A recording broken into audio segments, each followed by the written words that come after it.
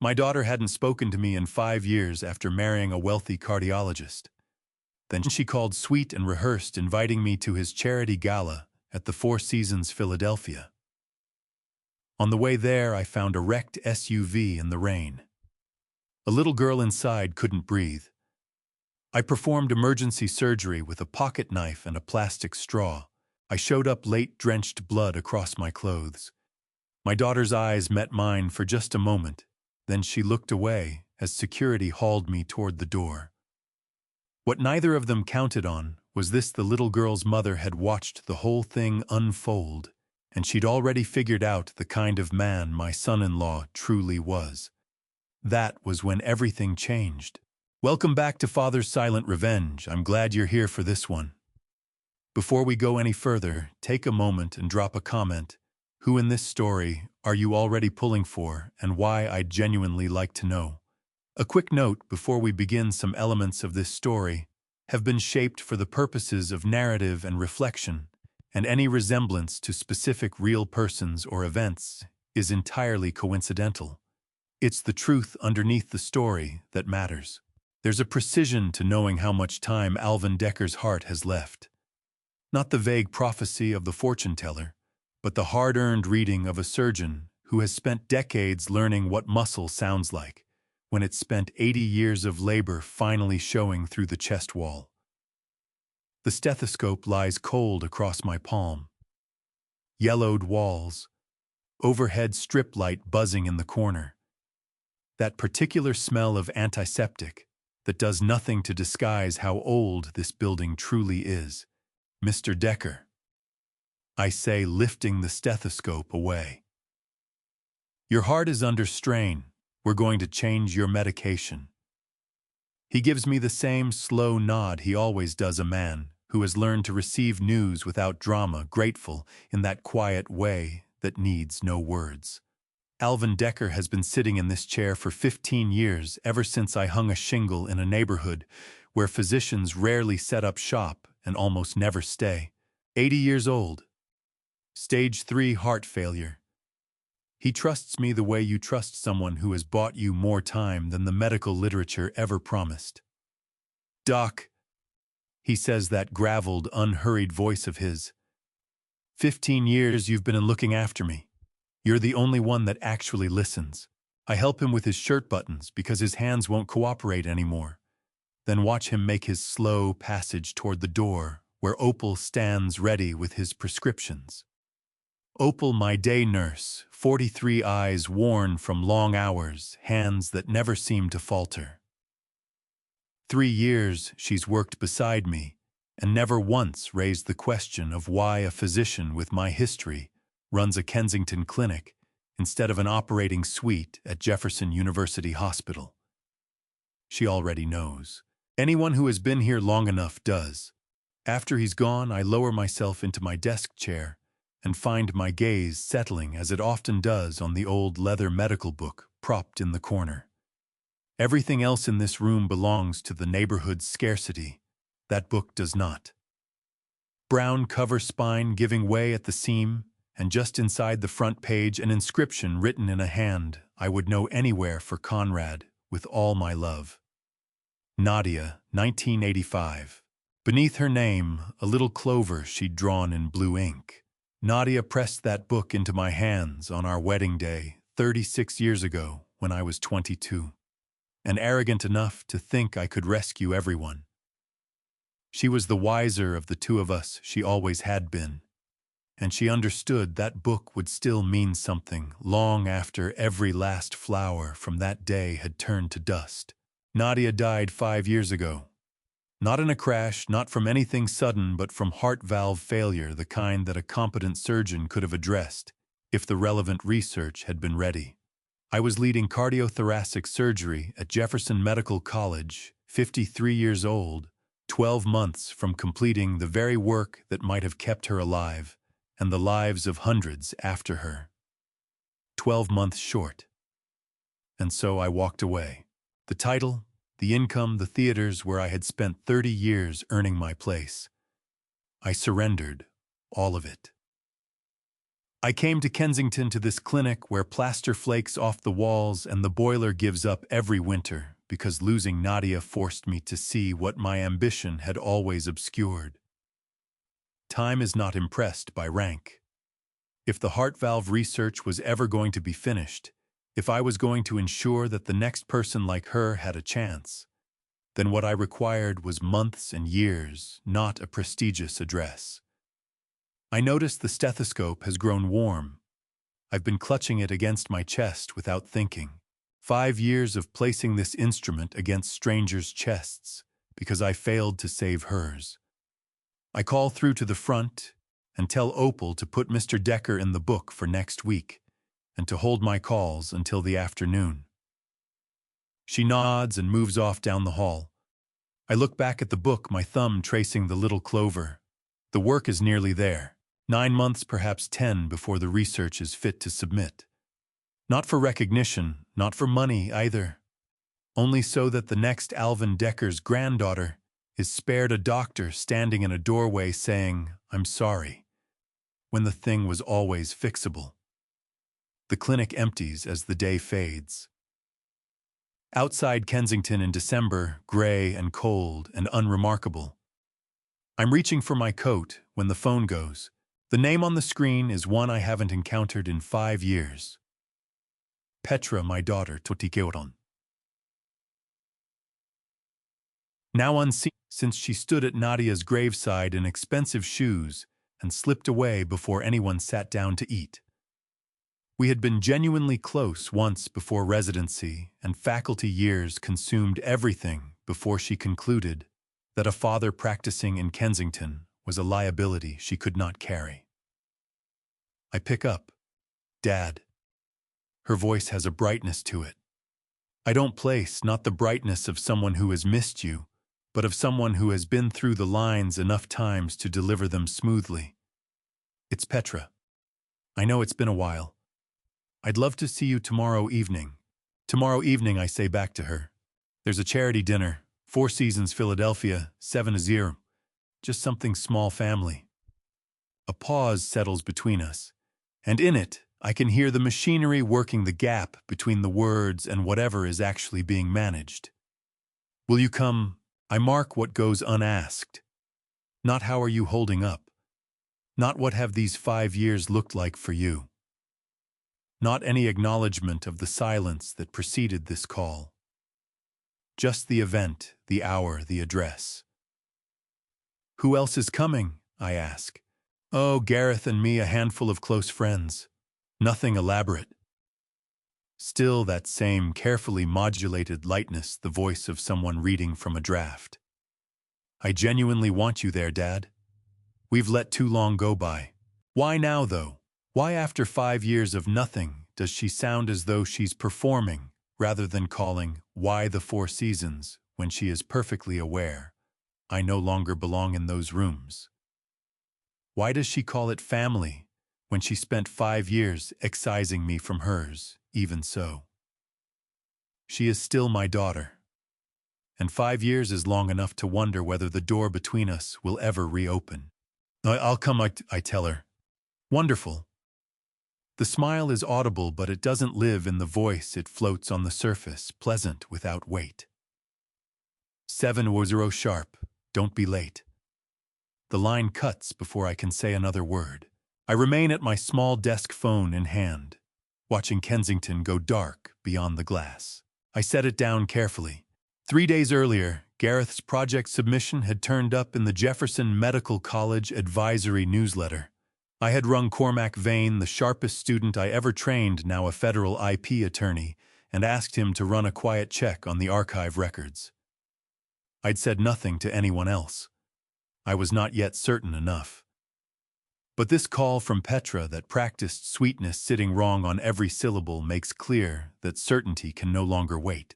Outside, the streetlights come on in sequence. Kids drift back from the park at the end of the block. Somewhere a car horn carries off the brickwork. A December evening like any other to every outward appearance. But 30 years of reading people, the ones who minimize pain, who shave years off symptoms, who talk about time as though they have it to burn, have given me an instinct that is seldom wrong. Tomorrow will be different.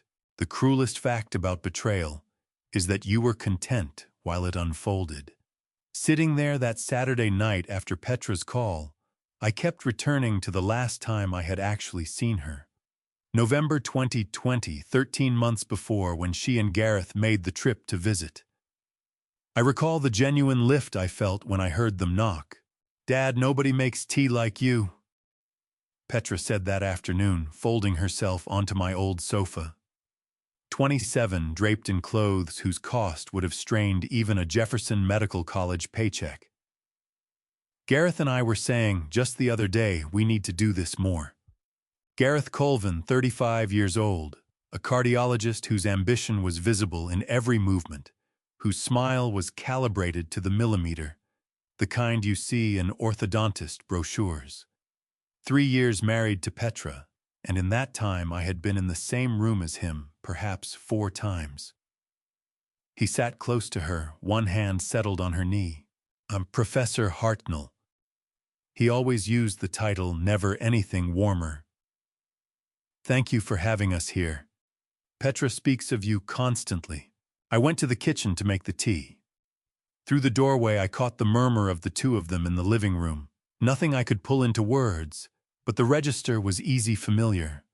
4 minutes, that is precisely how long it takes a kettle to boil at this altitude and at this time of year.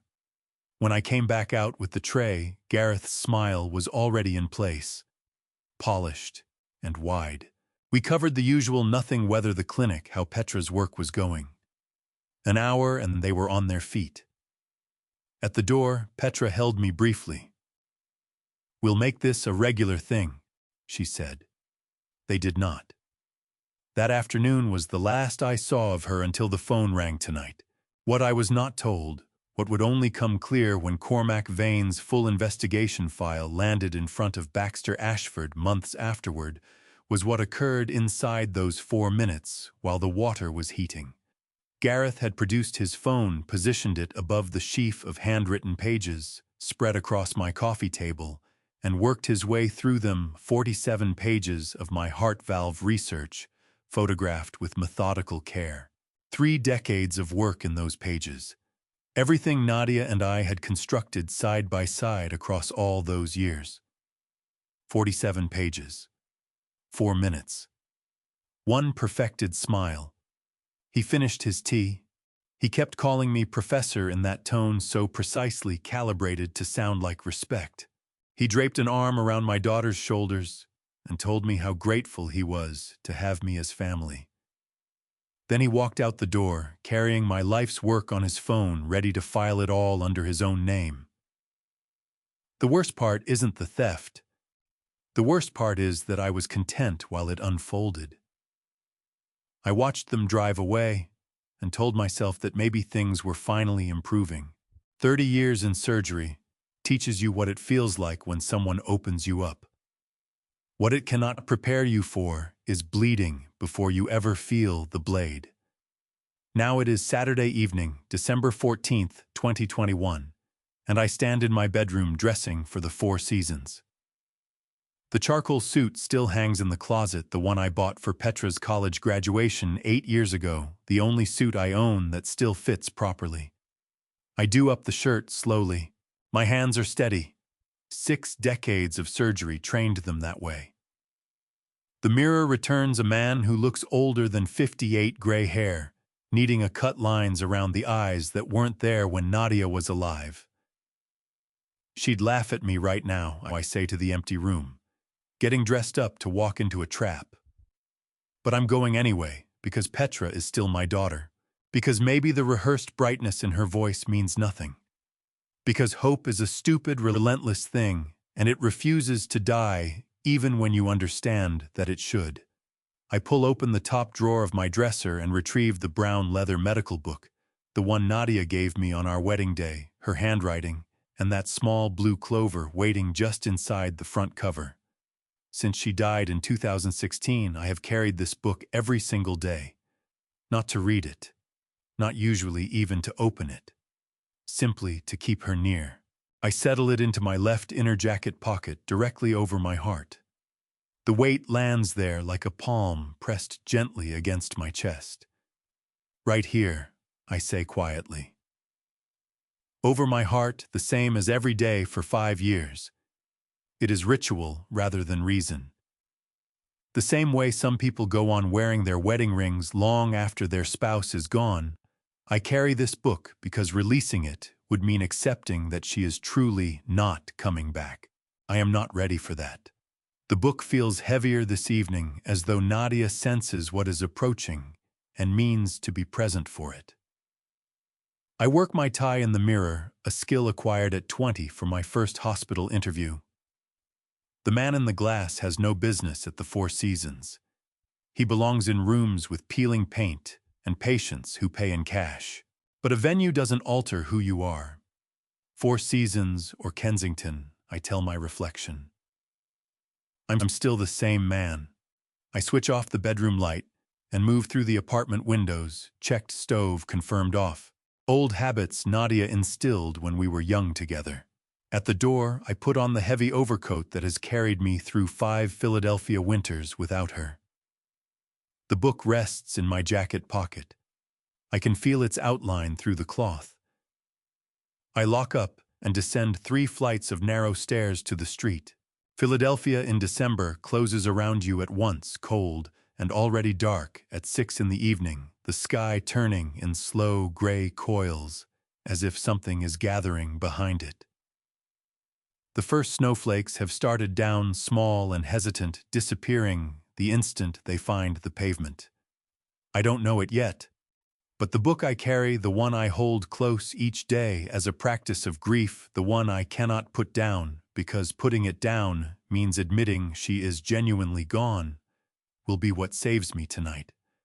I don't know that Nadia, always the sharper of us, always several moves ahead, placed something inside those pages that I have never come across.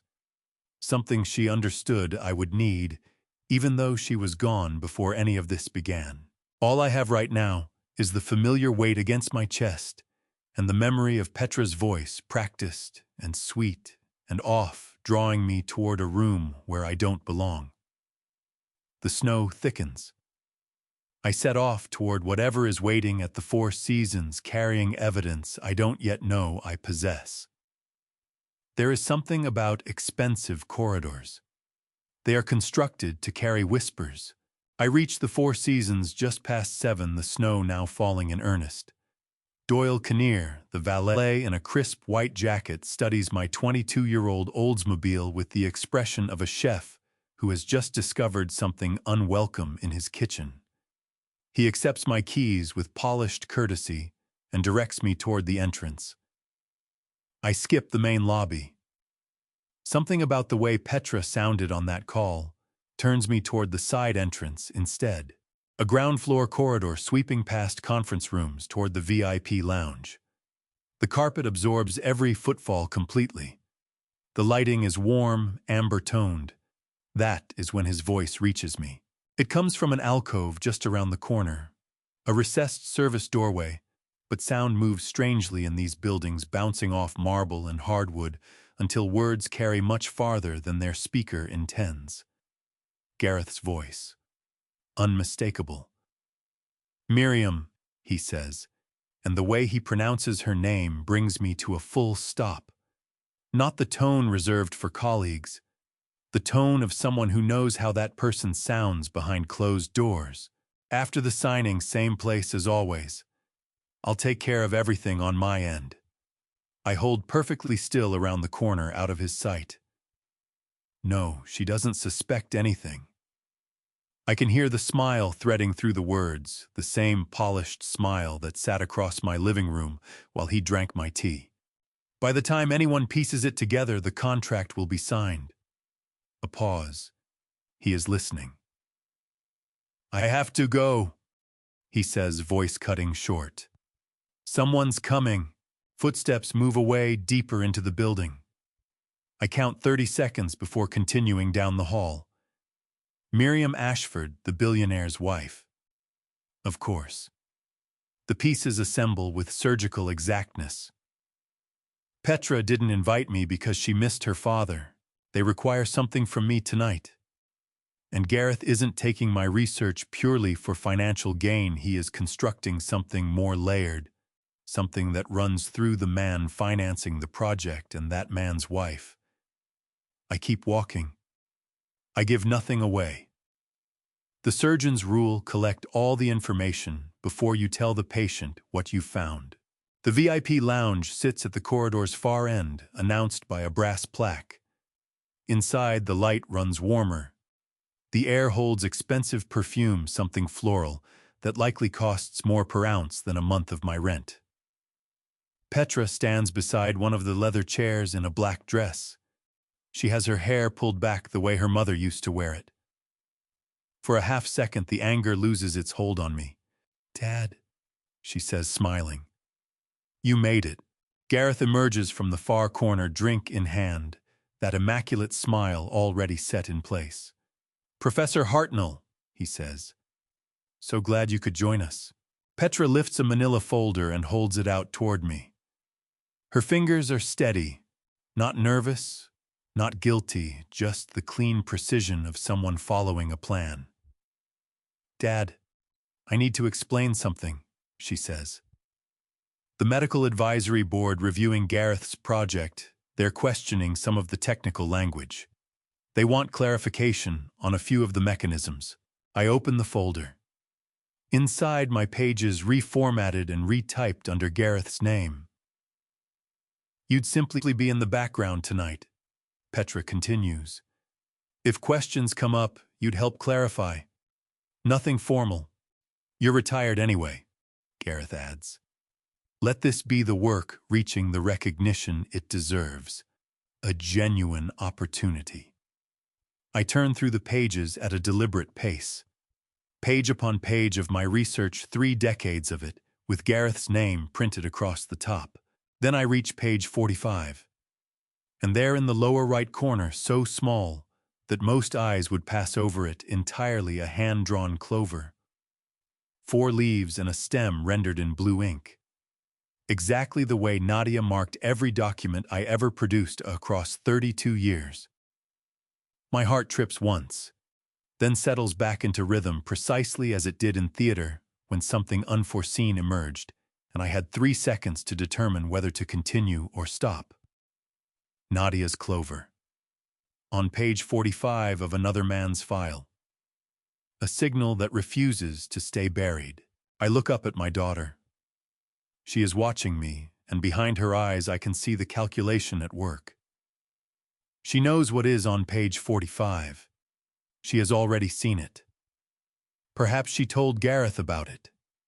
Perhaps she noticed it and said nothing, counting on me to miss it. Either way, she knows. I close the folder the way I used to close a patient's chart after confirming a diagnosis without good options. "How long have you known Petra?"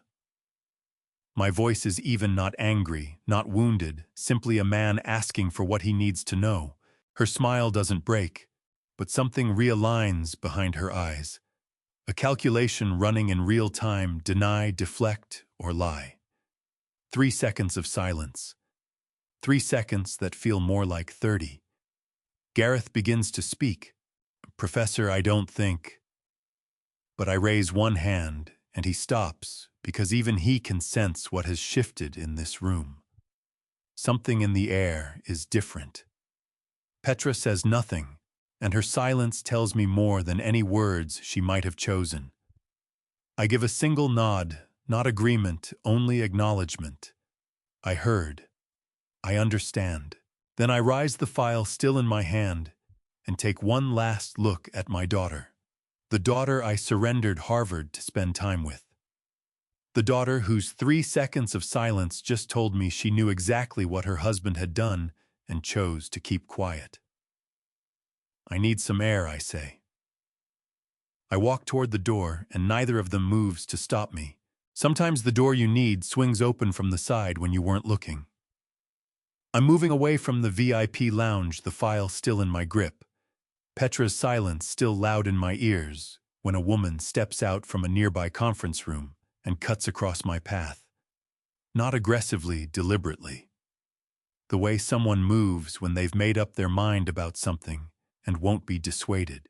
She's around 55, wearing a navy suit that reads professional without straining for it. Gray hair drawn back, and eyes that carry the weight of 30 years, watching people misrepresent their symptoms. The bearing of a physician trained to hear what patients leave unsaid. "Mr. Hartnell," she says, her voice pitched low enough not to carry down the hallway. "I'm Leona Birch, Chief Medical Advisor to Mr. Ashford. May I have a moment, sir?" I stop. I don't know this woman. I have no idea why she sought me out, but something in her delivery makes me stay.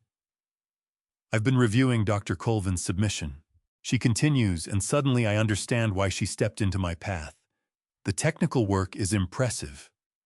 Very impressive. But there's something in the documentation that's been troubling me.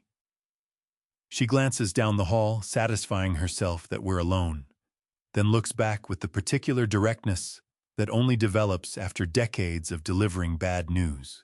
"That signature," she says, the small clover mark appearing on several of the pages. "I've seen it before. I can't place it exactly. It was years ago, perhaps, at a conference or in a journal submission, but I know I've encountered it.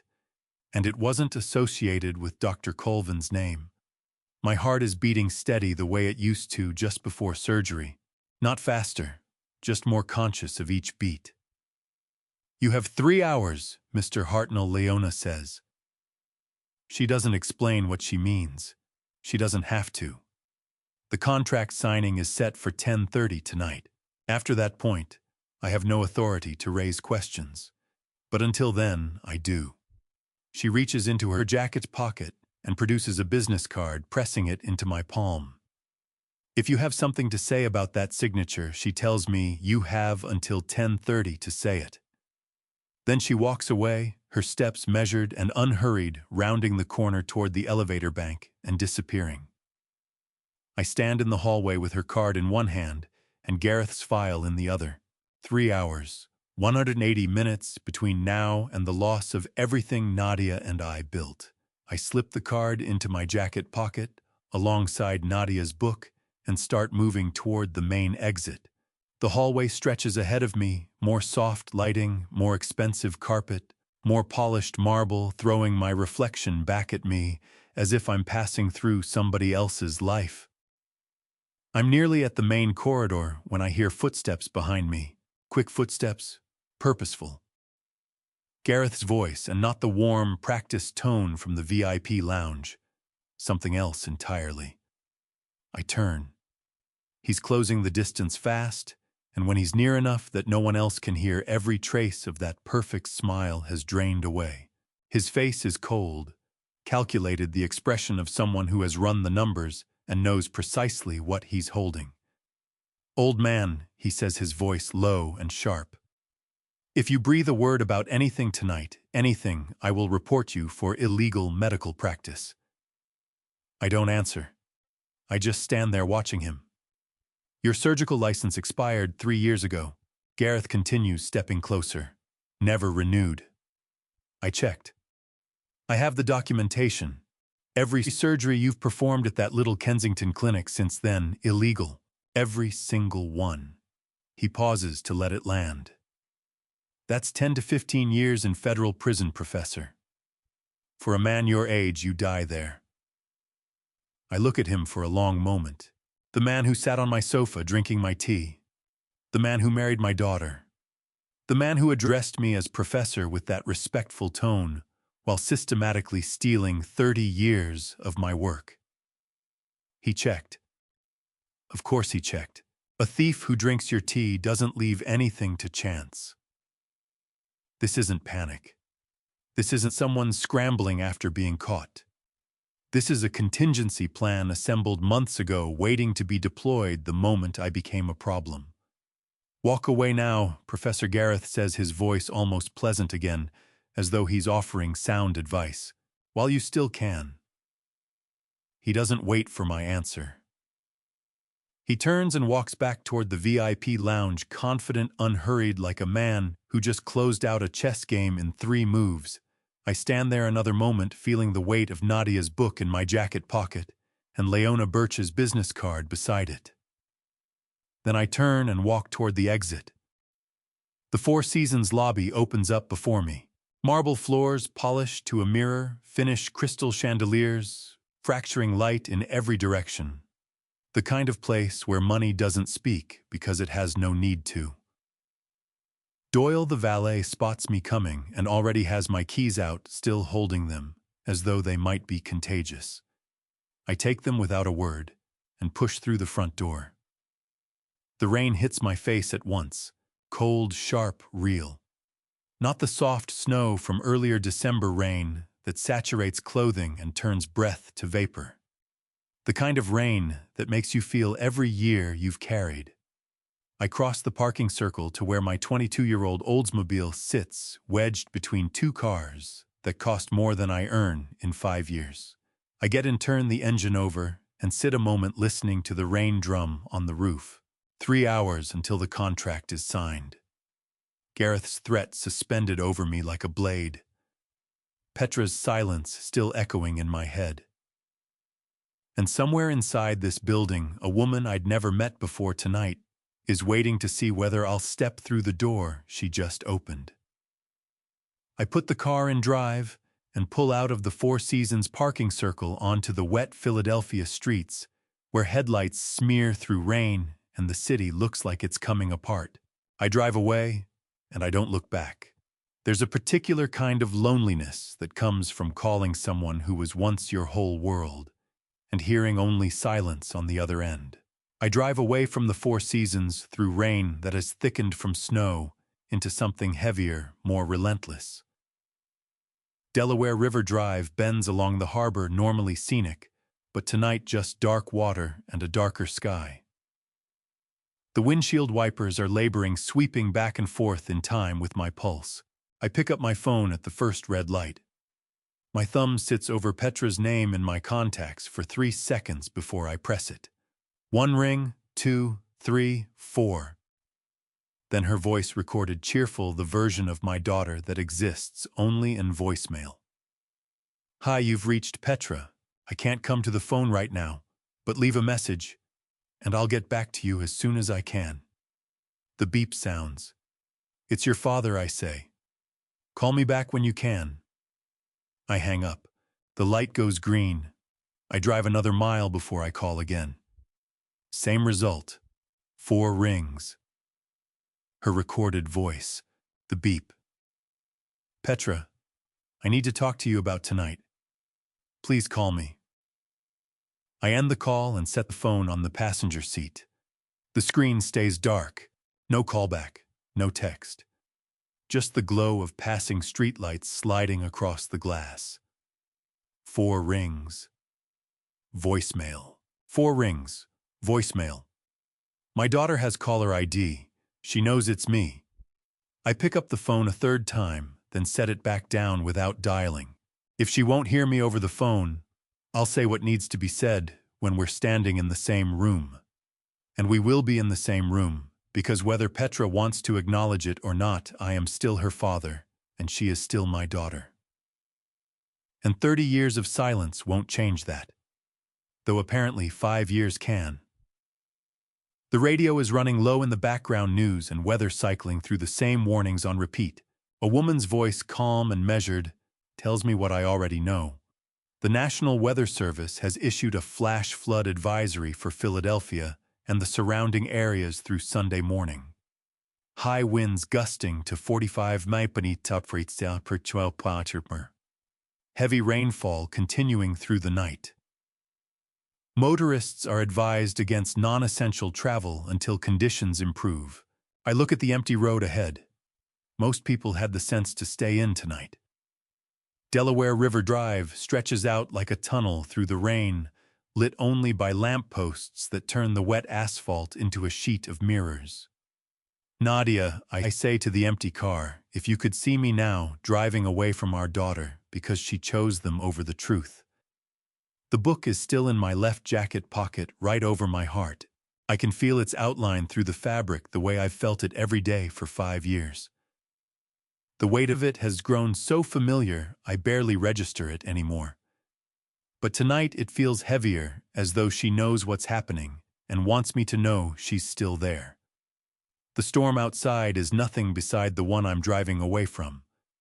Rain hammers the roof of the Oldsmobile, dissolving the world beyond the windshield into watercolor red taillights and yellow street lamps bleeding into streaks that have no solid edges.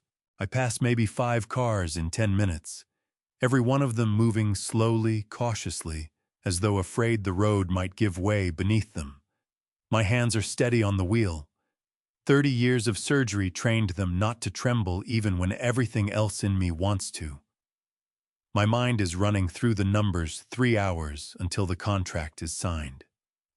Leona Birch's business card in my pocket beside Nadia's book. Gareth's threat about the expired surgical license hanging over all of it like something sharp. But mostly I'm thinking about Petra's silence, about what it costs a father to understand that his daughter looked at stolen work carrying his wife's signature and decided to say nothing. About whether love is something you stop feeling or simply something you learn to carry in a different way. Then I see the red lights. Brake lights flaring bright through the curtains of rain maybe 200 feet ahead, someone braking hard. The kind of abrupt stop that tells you something has gone wrong. A black SUV lurches sharply to the right, the driver overcorrecting, losing the wet asphalt beneath the tires. I watch it unfold in slow motion. The vehicle sliding sideways, rotating slightly as it leaves the road. The front end drops into the grass embankment with a sickening pitch forward. One rear wheel lifts clear of the ground. The SUV settles at a bad angle, teetering. Hazard lights start flashing, frantic, uneven. Someone inside working the controls, trying to signal for help. My foot finds the brake pedal without any conscious instruction. Ahead of me, 3 cars, I count them 3, simply steer around the wreck and carry on. Their taillights dissolve into the rain as though they never registered a thing. 3 cars, I say aloud. 3 cars just kept going. The SUV's hazards keep blinking, desperate, irregular. Someone is inside that vehicle. Someone needs help. And I am a doctor, not a surgeon anymore perhaps. Maybe no longer licensed for an operating room, but still a doctor in the way that requires no paperwork. The way that means when you see someone who needs help, you stop.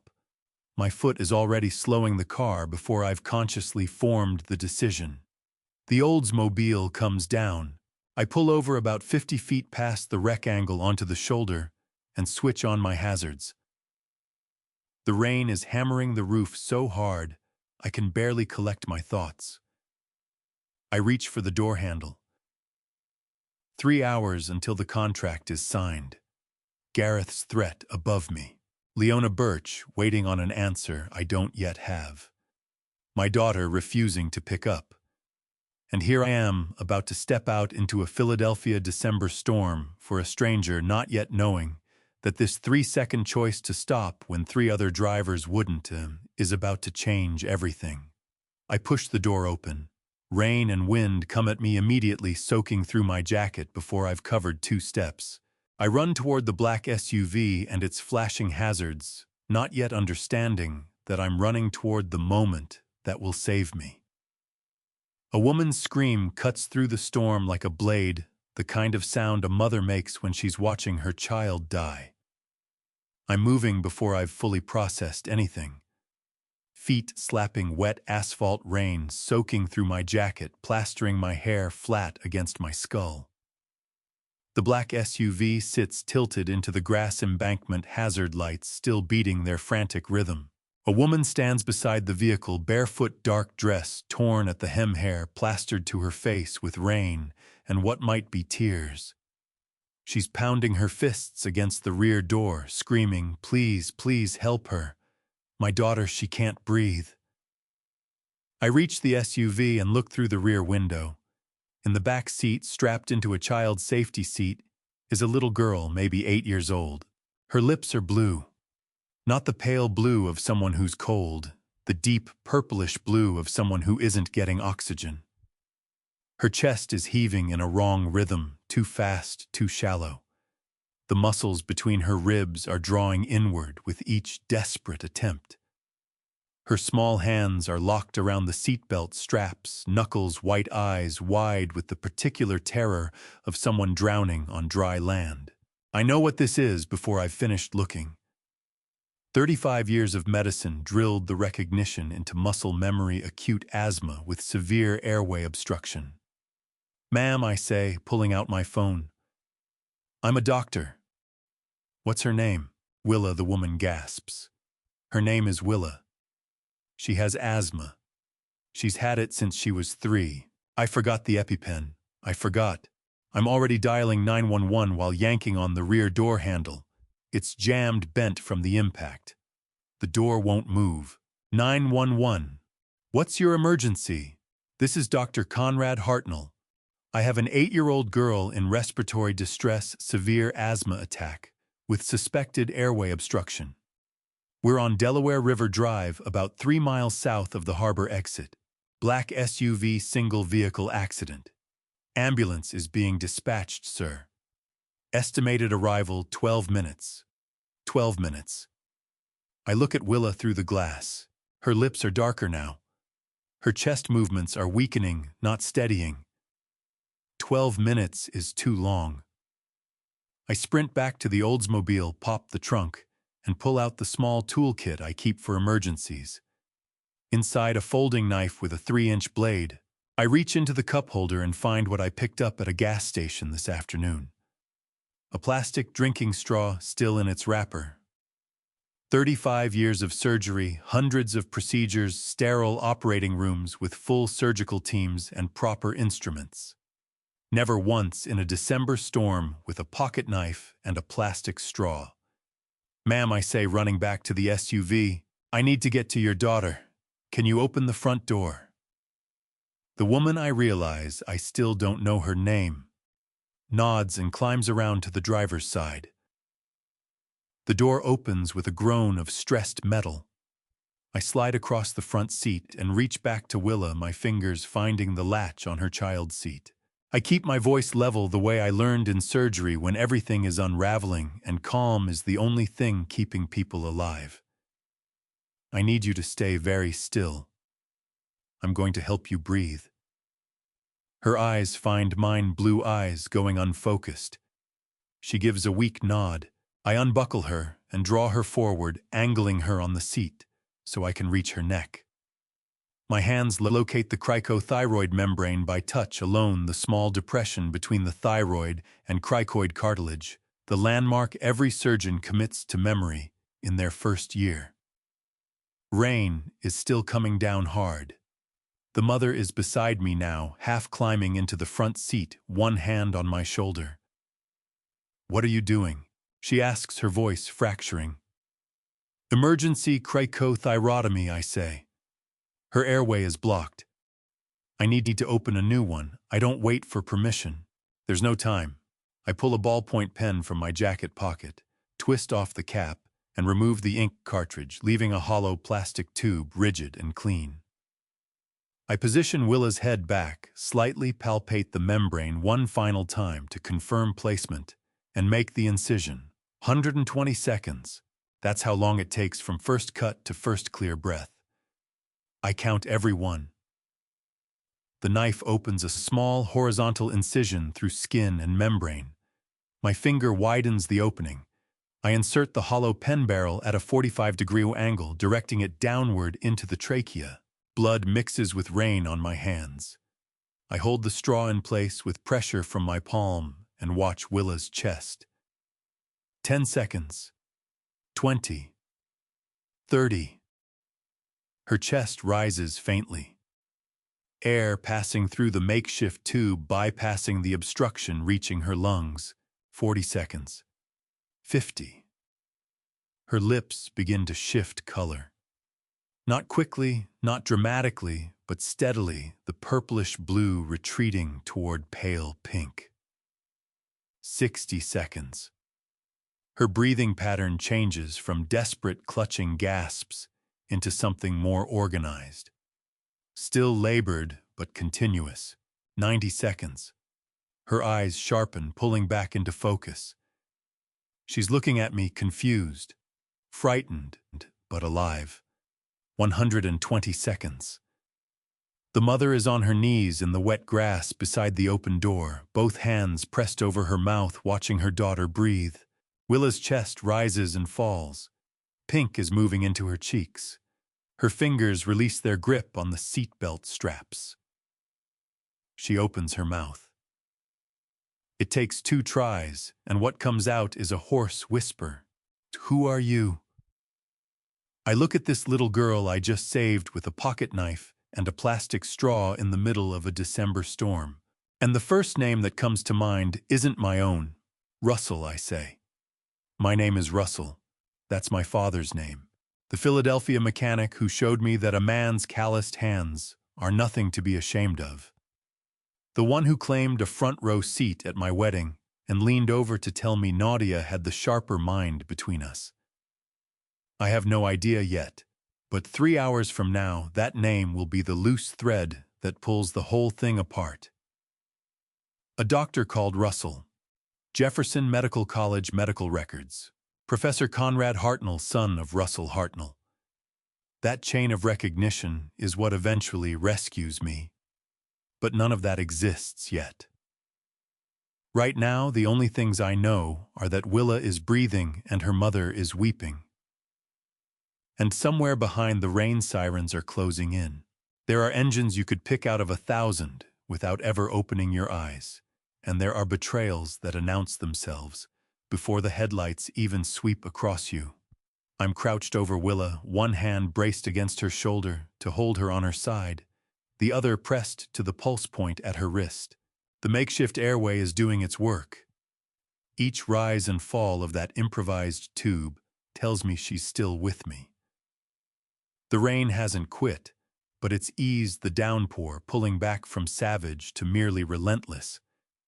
And then the sound reaches me. A low, refined engine note. A Mercedes. Through the curtain of rain, I pick up headlights swinging toward us, decelerating as they draw level with the wrecked SUV. Water streams down my face, but the license plate resolves clearly enough. GCV 5193. 5 years I've been reading those characters. Parking lots at family events. I was never actually invited to the handful of times Petra found some reason to summon me for a holiday. Gareth's car. Half a heartbeat of relief. Gareth's trunk holds a proper first aid kit I've seen inside it before. Sterile bandages, antiseptic, the full kit. Everything I'm desperate for at this moment. I raise my free hand and cut it through the air to flag him down. Gareth. I call into the rain. Pop your trunk, I need the first aid kit.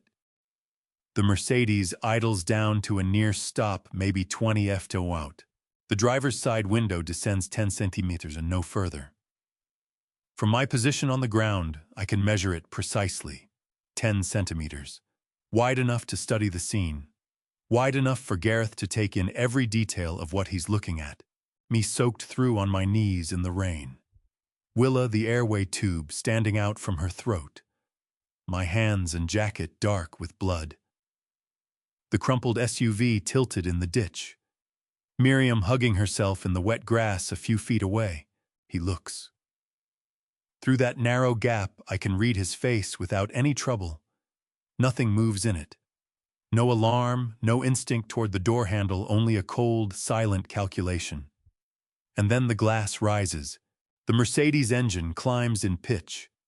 The car swings wide around the wreck and presses on down Delaware River Drive, swallowed almost immediately by the storm.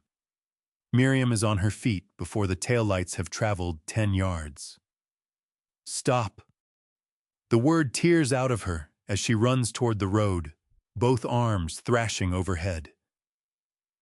Please stop. She needs help. The Mercedes doesn't brake. The red points of light sink into the darkness and disappear. In the final instant, just before they're gone entirely, I steal a look at the passenger seat. Through the rain-blurred glass, I find Petra. Her gaze is directed downward, not at the road ahead, not back at me but into her own lap. This is not a woman who hasn't noticed me kneeling in a storm next to a child who nearly died. This is a woman who has decided deliberately that she won't look. 10 centimeters. That is the precise distance my daughter maintained between witnessing and acting. Between meeting my eyes and choosing to be invisible to me. Miriam is left standing on the wet asphalt, staring at the place where the taillights were rain driving through her torn dress. Nothing between her bare feet and the road. Who were they? She manages her voice, fraying at the edges. Why would they just keep going? I give her no answer. I bring my full attention back to Willa. Miriam drops beside me again a moment later, her hands shaking as she reaches toward her daughter's face. How is she, tell me? Stable, I say. Her breathing is, even her pulse is solid. She's going to make it. That's when Miriam breaks not the raw screaming of before, but something quieter and more exhausted sobs that belong to the country where terror has just ceded ground to relief. The asthma started when she was 3. She gets out between breaths. Severe. I always have the EpiPen. That's the rule. But we left Cape May so fast today, and I didn't grab it. Stop, I say, keeping my voice level. Don't do that to yourself right now. She's alive. Hold on to that. Willa's eyes locate mine. Wide and blue, still carrying the shadow of fear, but calmer now with each steady breath she draws. I'm right here, Willa, I tell her quietly. Not moving, you're doing so well. She opens her mouth, and I dip my chin once. Not yet. Breathe first. Ambulance is close. Her fingers close around mine, no pressure to speak, of just enough contact to tell me she's understood. 11 minutes. For 11 minutes, I am the only world this child has, and she is mine. Not Petra's downturned face. Not Gareth's window ceiling shut. Not whatever contract is meant to be signed in 2 hours and 40 minutes. Not the pirated research, not the lapsed license, none of it. Only an 8-year-old girl with blue eyes kept alive by a length of plastic tubing. And a 60-year-old doctor in December rain, finally back in touch with the reason he walked into medical school 40 years ago. Not standing prestige, not the salary, not even the research that consumed 3 decades. This. The irreducible moment when a life is suspended on whether someone with the right knowledge happens to be present. The rain softens to a drizzle. Along the eastern horizon, the cloud cover begins splitting apart. Through the gap, I can make out a strip of dark, clear sky. The worst of it is behind us now. Miriam has settled in the wet grass at Willa's side. One hand laid gently on her daughter's arm, the other pressed to her own lips, as she watches the tube rise and fall. Thank you, she breathes. Russell, thank you. There are no words for this. There aren't. I nod. I still haven't given her my actual name, haven't asked for hers. Right now, that's beside the point. We are simply 2 people who kept a small girl breathing long enough for help to arrive, down Delaware River Drive.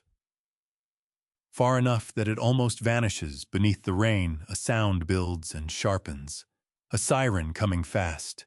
Red and white pulses begin painting the slick road surface a half-mile off. My hands won't stop trembling.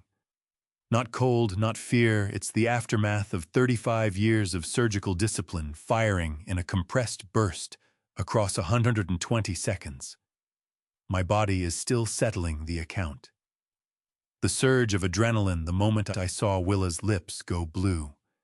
The deep muscle memory that guided the incision without waiting for permission from my conscious mind.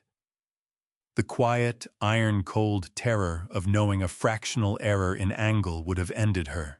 The ambulance sweeps around the curve, lights strobing across the wet asphalt, siren at full cry. It's done. The right people are here. And somewhere down the road ahead, in a black Mercedes carrying a license plate I will never misplace in my memory, my daughter is moving away from this without having looked back. There is a specific sound to an ambulance door latching shut, and it carries a weight unlike almost any other, particularly when you have just handed your real name to a woman whose child you pulled back from the edge. 2 paramedics comes out of the vehicle moving with the kind of efficiency that only repetition builds. The senior one mid-40s by the look of him, every gesture stripped of any wasted motion, goes straight to Willa. The younger one, closer to 30, is already pulling the stretcher from the rear bay. The senior paramedic bends over the cricothyrotomy and gives it the kind of attention a craftsman gives another craftsman's work. Gloved fingers walk the perimeter of the incision, testing the tube's placement, reading the angle of entry. 15 seconds of silence. In those 15 seconds, I watch him file and cross-reference everything he's seeing. Then his eyes come up and find me still on my knees in the soaked grass. "Sir." His voice is quiet and precise. "Who did this?" "I did." He holds the look for a beat, then gives me a single nod. Not the reflex nod a bystander gets. Not gratitude, not amazement. The particular acknowledgement that passes between surgeons, the one that carries the unspoken message, "I understand what this required. I know what was at stake. I see that you held the line." His name tag says Bowen Crane. The sleeve patch marks 15 years in emergency medicine. "Good work," he says, and that's all. He turns back to Willa, his voice dropping to something gentle. "Willa, we're going to get you onto the stretcher now. You're doing great." Felix Ochoa, the younger paramedic's badge, falls into step with Bowen without a word exchanged, and together they secure Willa for transport with the fluid precision of people who have run this sequence hundreds of times before. Miriam follows the stretcher into the back of the ambulance, her bare feet marking wet impressions on the metal step. Just before the door swings shut, she twists back, reaches through the narrowing gap, and her hand finds mine. "Your name," she says, urgent and direct. "Not Russell. Your real name." I look at her. This woman whose daughter I saved with a folding knife and a length of plastic straw, whose whole face is a map of gratitude she doesn't have language for. "Conrad," I tell her. "Conrad Hartnell." One hard squeeze and she releases me as Bowen steadies her back inside. The door settles into its frame with that hollow, conclusive sound. The siren comes alive. Red and white lights sweep across the road as the ambulance gathers speed and recedes down Delaware River Drive toward Hahnemann University Hospital. And there I am, alone on the sidewalk, in a blood-soaked suit, watching the taillights dissolve into the drizzle. My hands are shaking now. Really shaking. Not the faint tremor from earlier, something deeper, harder to control. 35 years at the operating table, and this is the first time my hands have gone like this, after the patient is already safe. I look down at them. Blood across the knuckles from working on Willa, rain-drenched fabric plastered to my arms. Mud ground into my shoes from kneeling in that wet grass. I look like a man who walked into a war and came out the wrong side. But Willa's alive. Her lips had color again when they loaded her into the ambulance. Her breathing was even. I won. I walk back to my Oldsmobile. The engine turns over on the first try, faithful as it always has been. I sit with the heater pushing air that is cold now, but will turn warm, watching rain crawl down the windshield in long, crooked lines. Then I drive back to the Four Seasons Philadelphia. 46 minutes later, I cross the lobby threshold for the second time tonight. But I'm not the same man who left. My suit is waterlogged from December rain. Dried blood has settled into the fabric across my chest, Willa's blood from the gash on her forehead when the SUV came apart. More blood marks the backs of both hands. Philadelphia mud has claimed my dress shoes, pressing dark prints into the pristine marble floor. The lobby goes quiet in stages, not all at once. It begins with the people nearest the entrance, a woman in pearls and a black gown who catches sight of me first and stops mid-word to her companion. Then he turns to see what arrested her attention. Then the couple just behind them follows all those eyes to the door and to me. The hush moves outward like water displaced from a stone rolling past the front desk, where two clerks stand frozen with receivers in hand, past the seating alcove where a cluster of formally dressed guests hold champagne glasses suspended halfway to their mouths. 50 people, give or take. The lobby is not packed, but it is busy enough that my arrival becomes a scene. 50 people, 50 pairs of eyes. Not one voice asks whether I'm hurt.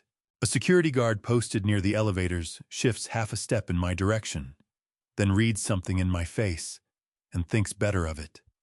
I walk a straight line through the center of the room, not hugging the walls, not trying to compress myself into the margins, not hiding anything.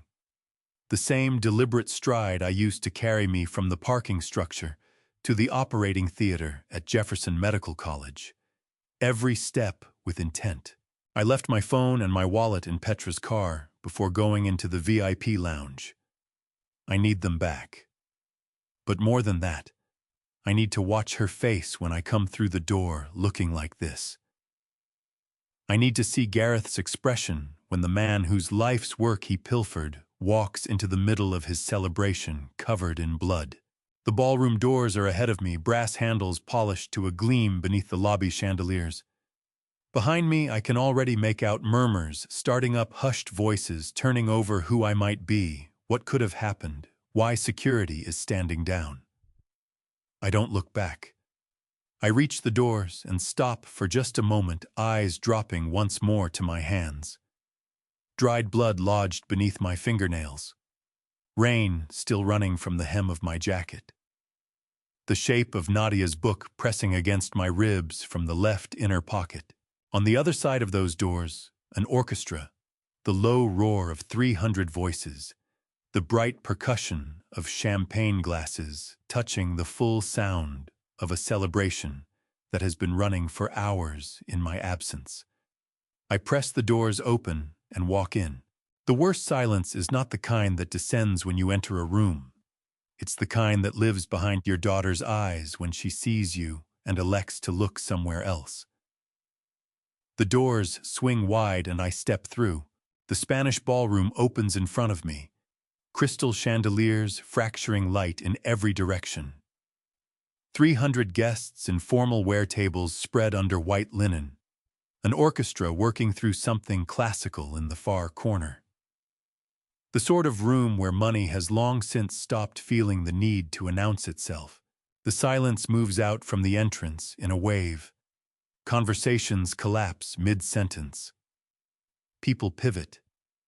The orchestra sustains for a few more bars before the conductor registers that the room is no longer listening and brings them to an uneven halt. 300 faces orient toward the door. I am still soaked through. Blood still marks my chest and hands. Mud still tracks from my shoes onto the white carpet. I find Petra almost immediately. She's near the center of the room, standing alongside Gareth, a champagne flute in hand, wearing something that probably cost more than 6 months of my income. She sees me too. Our eyes meet for one full second. She looks directly at me, full recognition. No pretense of confusion. No shock, no alarm. Simply the acknowledgement that yes, her father is standing in the doorway with blood on him. Then she turns away, not sharply, not as if startled. She turns with intention, a slow, conscious, deliberate rotation of her face toward something else. Anything else. The orchestra, the chandelier, the champagne in her glass. I stay where I am and watch my daughter decide not to see me. Then Gareth moves. Not with panic, not with any sign of surprise, with the rehearsed precision of a man who already wargamed this exact moment. He points at me and raises his voice to a level that carries to every corner of the room, loud enough for the senator at table 12 and the mayor at table 7. This man has been harassing me all evening, trying to extort money. Someone restrain him. The room holds its breath. 2 security guards converge on me from opposite ends of the ballroom. Alistair Grady closes in from my left, head of security, somewhere around 50, with the posture of a man who spent 15 years protecting people, convinced of their own indispensability. Brent Culver comes from my right, younger, broader, hired more for presence than for judgment. I don't resist. I don't speak. I just look at Petra. Petra, only her name, nothing more. She doesn't turn. She doesn't answer. She brings the champagne glass to her lips and drinks. The guards arrive. Grady takes my left arm. Culver takes my right. They pin both arms behind my back, not carefully, not with any consideration that the man in their grip might be something other than what Gareth said, with the brisk efficiency of people whose job is to remove a problem. The torque ache on my wrists sends pain shooting up both forearms. I don't make a sound. They march me back through the doors, across the lobby that has somehow grown even quieter than before, and out through the front entrance into the December night. The doors close behind me, a soft, moneyed thud. The guards step back inside without a word and leave me there on the front steps. I lower myself onto the cold marble, not from exhaustion, but because my hands are still trembling from the procedure, and I don't trust myself behind a wheel yet. Philadelphia, after a December storm, carries a particular smell, wet asphalt, and a trace of salt off the distant water. Car exhaust threaded with pine from the hotel's plantings. The air has that cold, scrubbed clarity that only comes after rain has stripped everything clean. I press my hand flat against the left side of my chest and feel the quiet reassurance of Nadia's book inside my jacket pocket. Right where it has rested every single day for 5 years, directly over my heart. I close my eyes. Nadia, I say to the empty night, if you could see this, your daughter, our daughter, maybe you would find something to laugh at. She had a gift for spotting irony in things I couldn't make sense of until long after the moment passed. She would probably say something like, well, Conrad, what exactly were you expecting, in that particular voice she kept, for the times she was right about something I wasn't ready to admit. 2 years of silence, 2 years of choosing him over the truth, over me, over the memory of her own mother. I sit on those cold steps and let myself settle into the one piece of information that reshapes everything.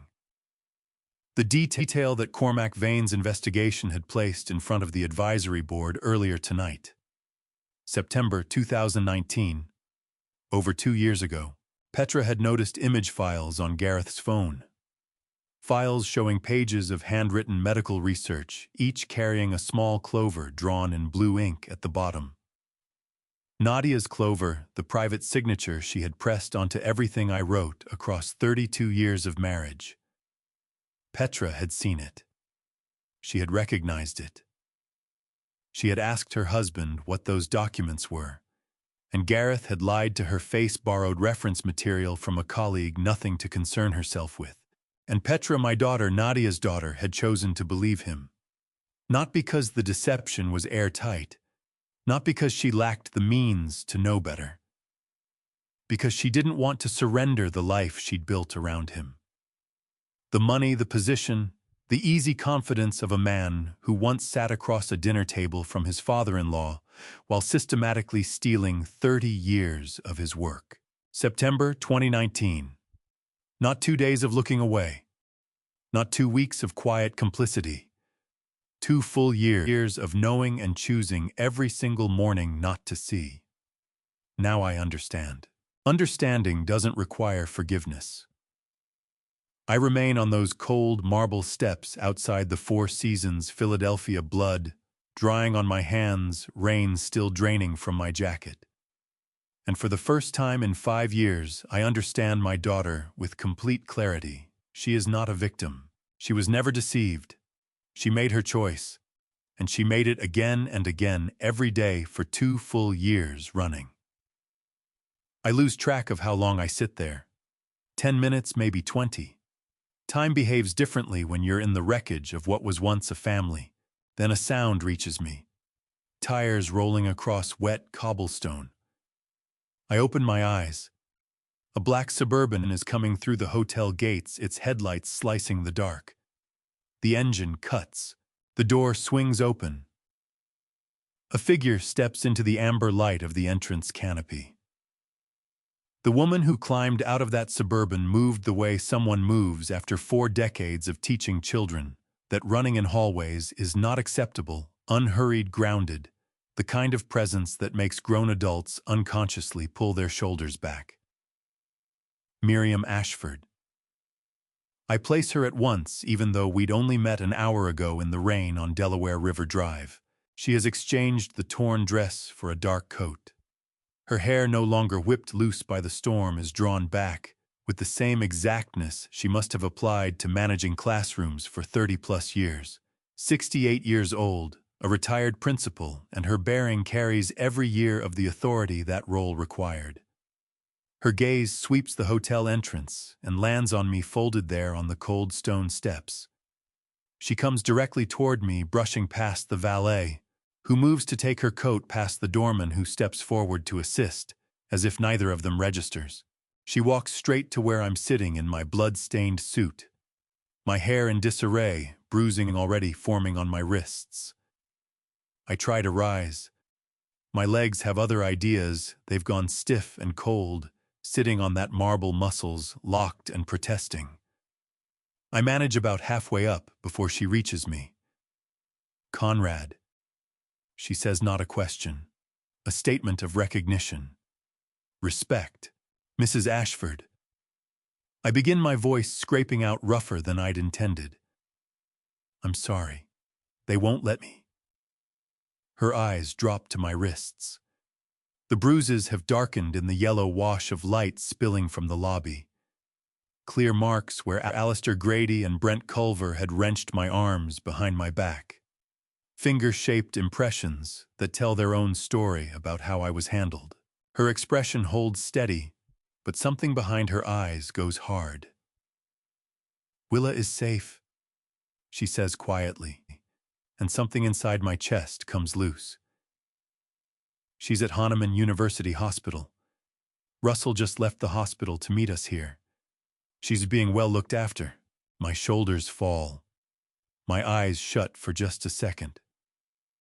The relief hits the body like something physical, almost sharp. Willa is safe. The small girl with the blue eyes who asked me my name. The child I kept alive with a folding knife and a length of plastic tubing. Safe. She told us everything. Miriam continues, and now her voice carries weight. About the research. About Nadia's work. I open my eyes and meet hers. Someone believes me. Not just anyone, Miriam Ashford. Baxter Ashford's mother. The matriarch of the family whose gathering I just upended. Whose security just removed me from the premises. Whose son is financing the work built on Gareth's theft. And she believes me. Come inside with me, she says simply. I shake my head. I can't. They've already... They'll let you in, she says. She doesn't wait for anything else. She simply turns toward the entrance and starts up the steps. I follow, because there is nothing else I know to do. My wrists are aching where the guards grip them. The cold has worked its way through my jacket and settled into bone. My legs feel weighted heavier than they should, but I follow Miriam Ashford up those steps toward the entrance of the Four Seasons Philadelphia. Alistair Grady is stationed just inside the lobby, no doubt keeping an eye on the door in case I tried to return. When he sees Miriam beside me, his posture goes rigid. He steps forward. Ma'am, I'm afraid... Miriam stops. She says nothing. She simply looks at him. A single look, silent, unhurried, direct. It carries 40 years of principal authority. 40 years of facing down teenagers who believed they could argue their way clear of consequences.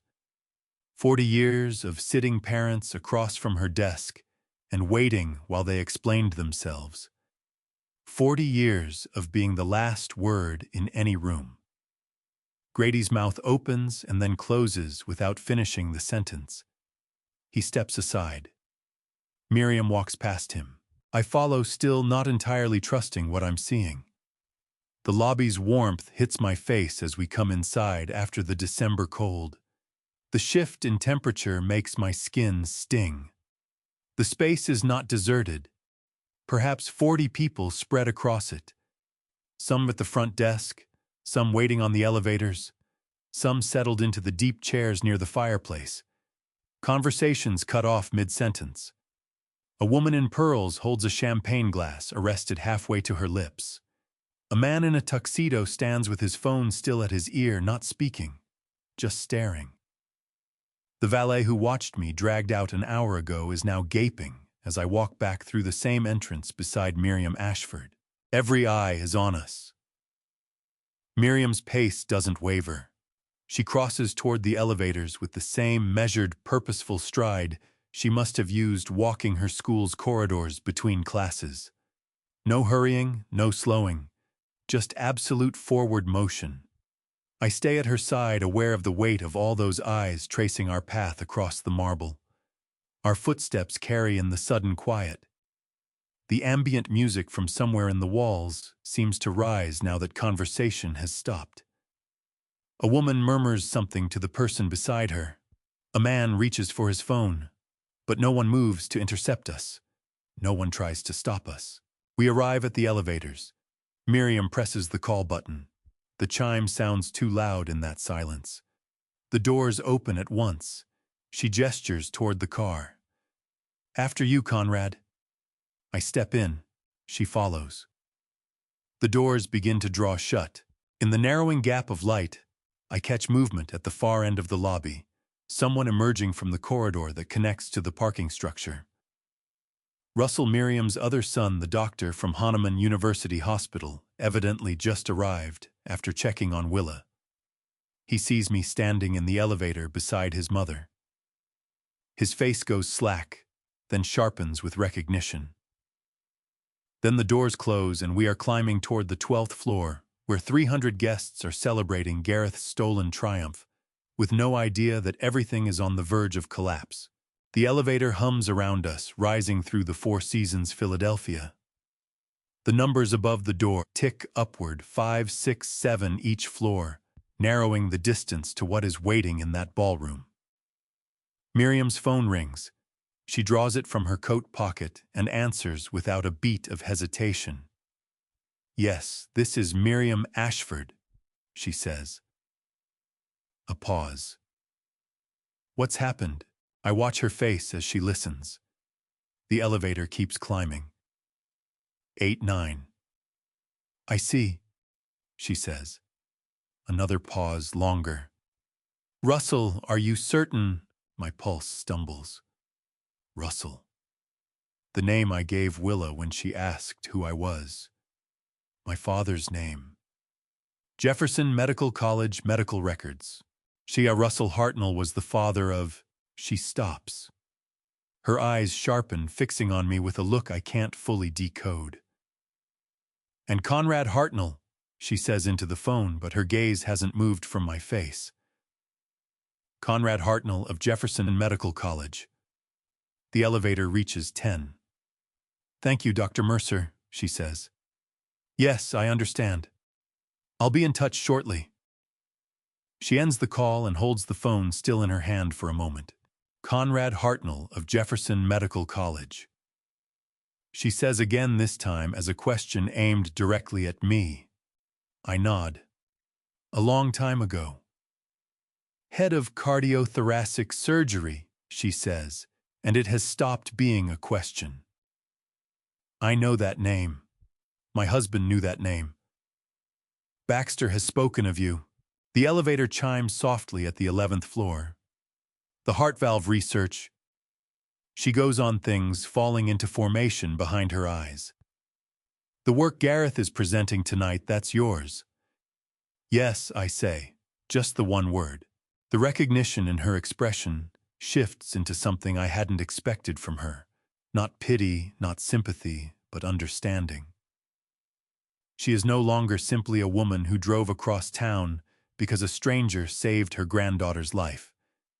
She is standing next to a person whose name carries actual weight in the circles that touch her family. The elevator reaches 12 and stops. My hands are trembling, not from fear, but from counting floors. From knowing that each number ticking upward was bringing me closer to the moment I have been simultaneously dreading and craving ever since I learned the truth about what was taken from me. The doors slide apart.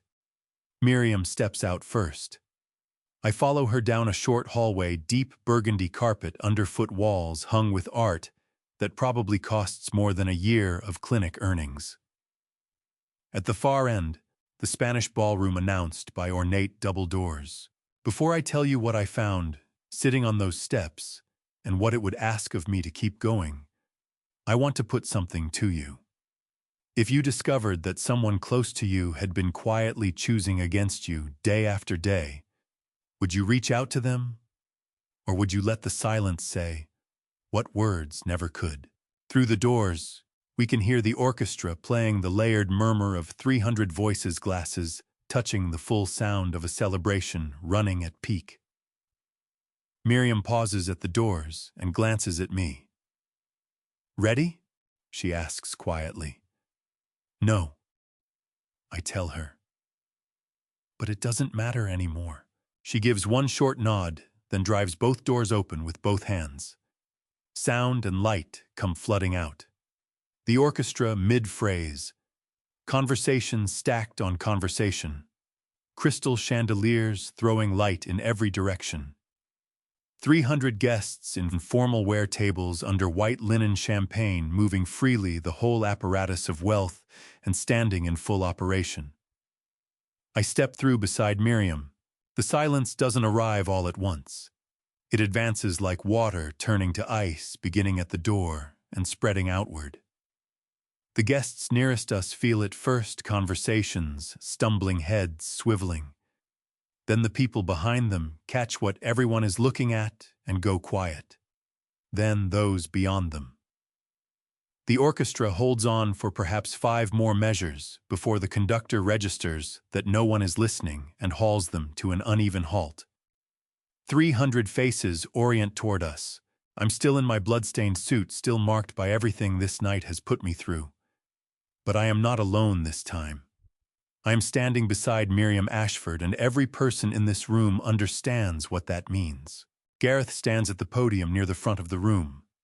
A table to his side holds papers spread open, the contract, I assume, and a pen poised halfway to the signature line. His face drains of color. Petra is seated at a table to his right. She sees Miriam first, then me. This time she doesn't look away. She can't. Whatever allowed her to turn her face and erase my existence has been neutralized by Miriam's presence beside me. Then Baxter Ashford rises. He's been at the head table, the seat of honor ringed by faces I don't know, but whose posture announces money and reach. He's maybe 65, wearing a tuxedo that probably costs as much as a serviceable used car. Silver hair impeccably shaped, the bearing of a man who has spent decades being the most consequential person in any room he occupies. Miriam's son. The billionaire underwriting this entire enterprise. The man whose resources Gareth used as cover to absorb my life's work. He comes to his feet slowly, his gaze moving from his mother to me and back. Mother. He says the word, crossing the silent ballroom without effort. Then he descends from the podium. Not quickly, not in anger, not in surprise, measured, deliberate steps that pull every eye in the room, carrying him toward his mother and the blood-marked man at her side. Behind him at the podium, Gareth's pen remains frozen above the unsigned line. The contract unsigned, the celebration suspended, 300 witnesses not breathing. Baxter stopped 3F tied away close enough that I could watch the question take shape in his eyes before he said a word. Not anger, yet only the confusion of a man trying to understand why his mother would escort a bloodied stranger into his evening. Miriam steps forward before he can speak. "Baxter," she says, her voice moving through that silent ballroom with the same precision she spent 40 years building in classrooms. An hour ago, an SUV overturned in the December storm on Delaware River Drive. My granddaughter was inside. She stopped breathing. The room holds its breath. 27 cars. Miriam continues, each word measured and clear. I counted each one that passed while Willa fought to breathe. 27 cars saw us in the rain with our hazard lights going. 27 drivers looked at a mother standing in the road with her arms in the air, and 27 cars kept moving. She lets that land. The quiet in the ballroom is so absolute I can hear my own pulse. One man stopped. Miriam's voice is level. He used a folding knife and a plastic straw to perform emergency surgery on the roadside. 120 seconds from first incision to first breath. He saved my granddaughter's life while kneeling in the mud in a December storm. She turns toward me. Then she reaches over and lifts my wrist carefully so the room can see. The bruises have darkened under the chandelier, light finger-shaped marks, where Alistair Grady and Brent Culver had pinned my arms behind my back. And these bruises, Miriam says, her voice sharpening. This is what the people in this room did to him when he came back. The ballroom takes this in by degrees. I watch expressions migrate from confusion to comprehension, to something that looks like shame. A woman near the front drops her eyes to the table. A man in a tuxedo sets his champagne glass down slowly, as though suddenly conscious of how it appears in his hand. Baxter studies my wrists, then my bloodstained jacket, then my face. I listen as Miriam renders the night in precise, unflinching terms.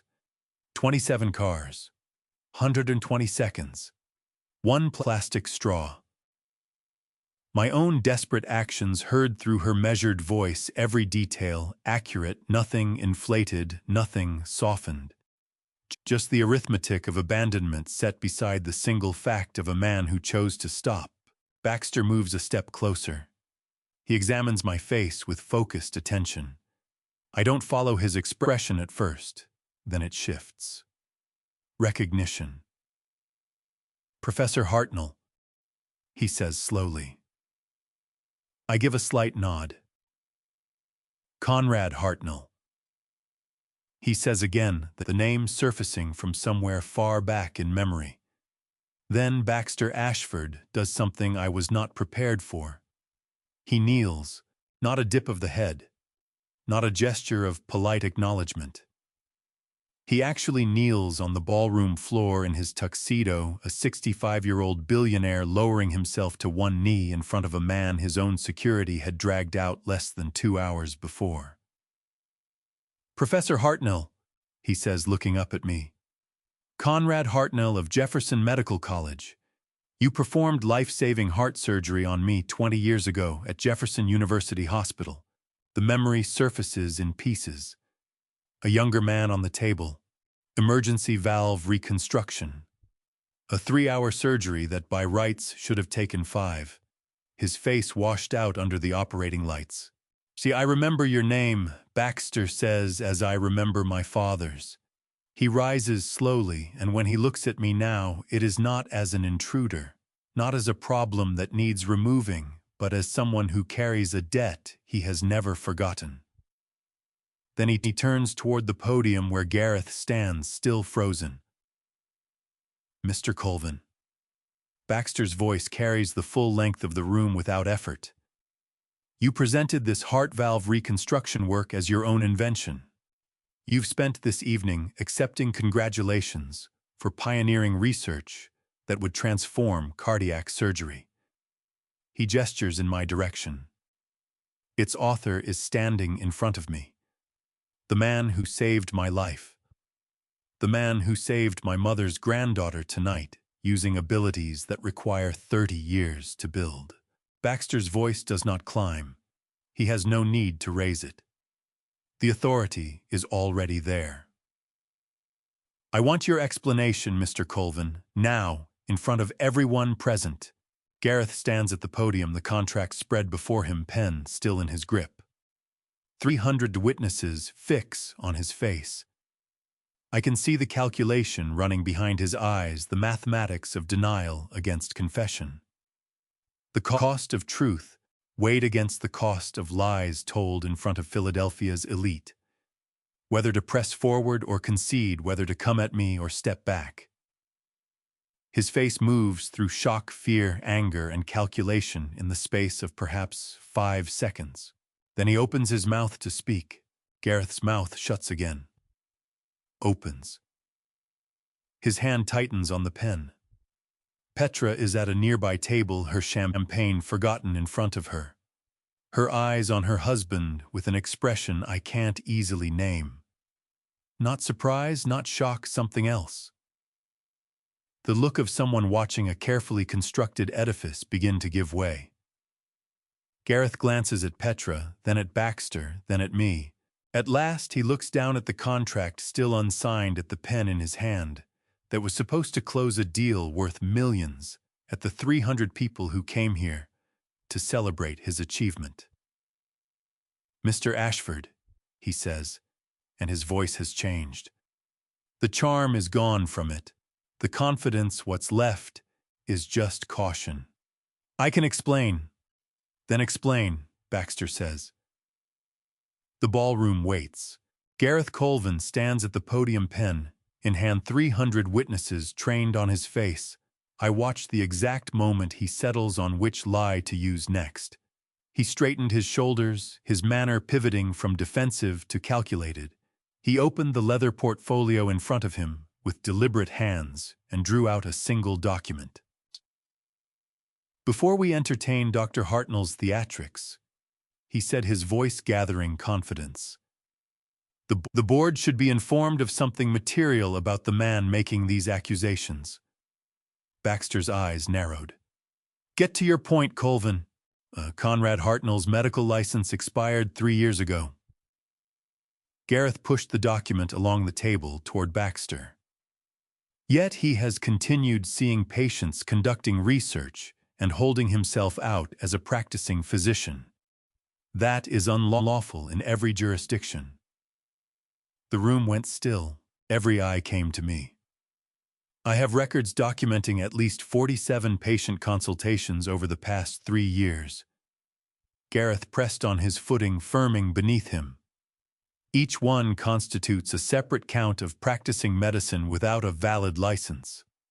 I am prepared to bring that information to the district attorney's office if required. The pivot landed exactly where he had aimed it, not at the theft, but at my standing. Using a lapse in paperwork to hollow out decades of legitimate work. My license had slipped during Nadia's final illness, I said quietly. The renewal fell away while I was caring for her. How convenient, Gareth said, his smile thin as a blade.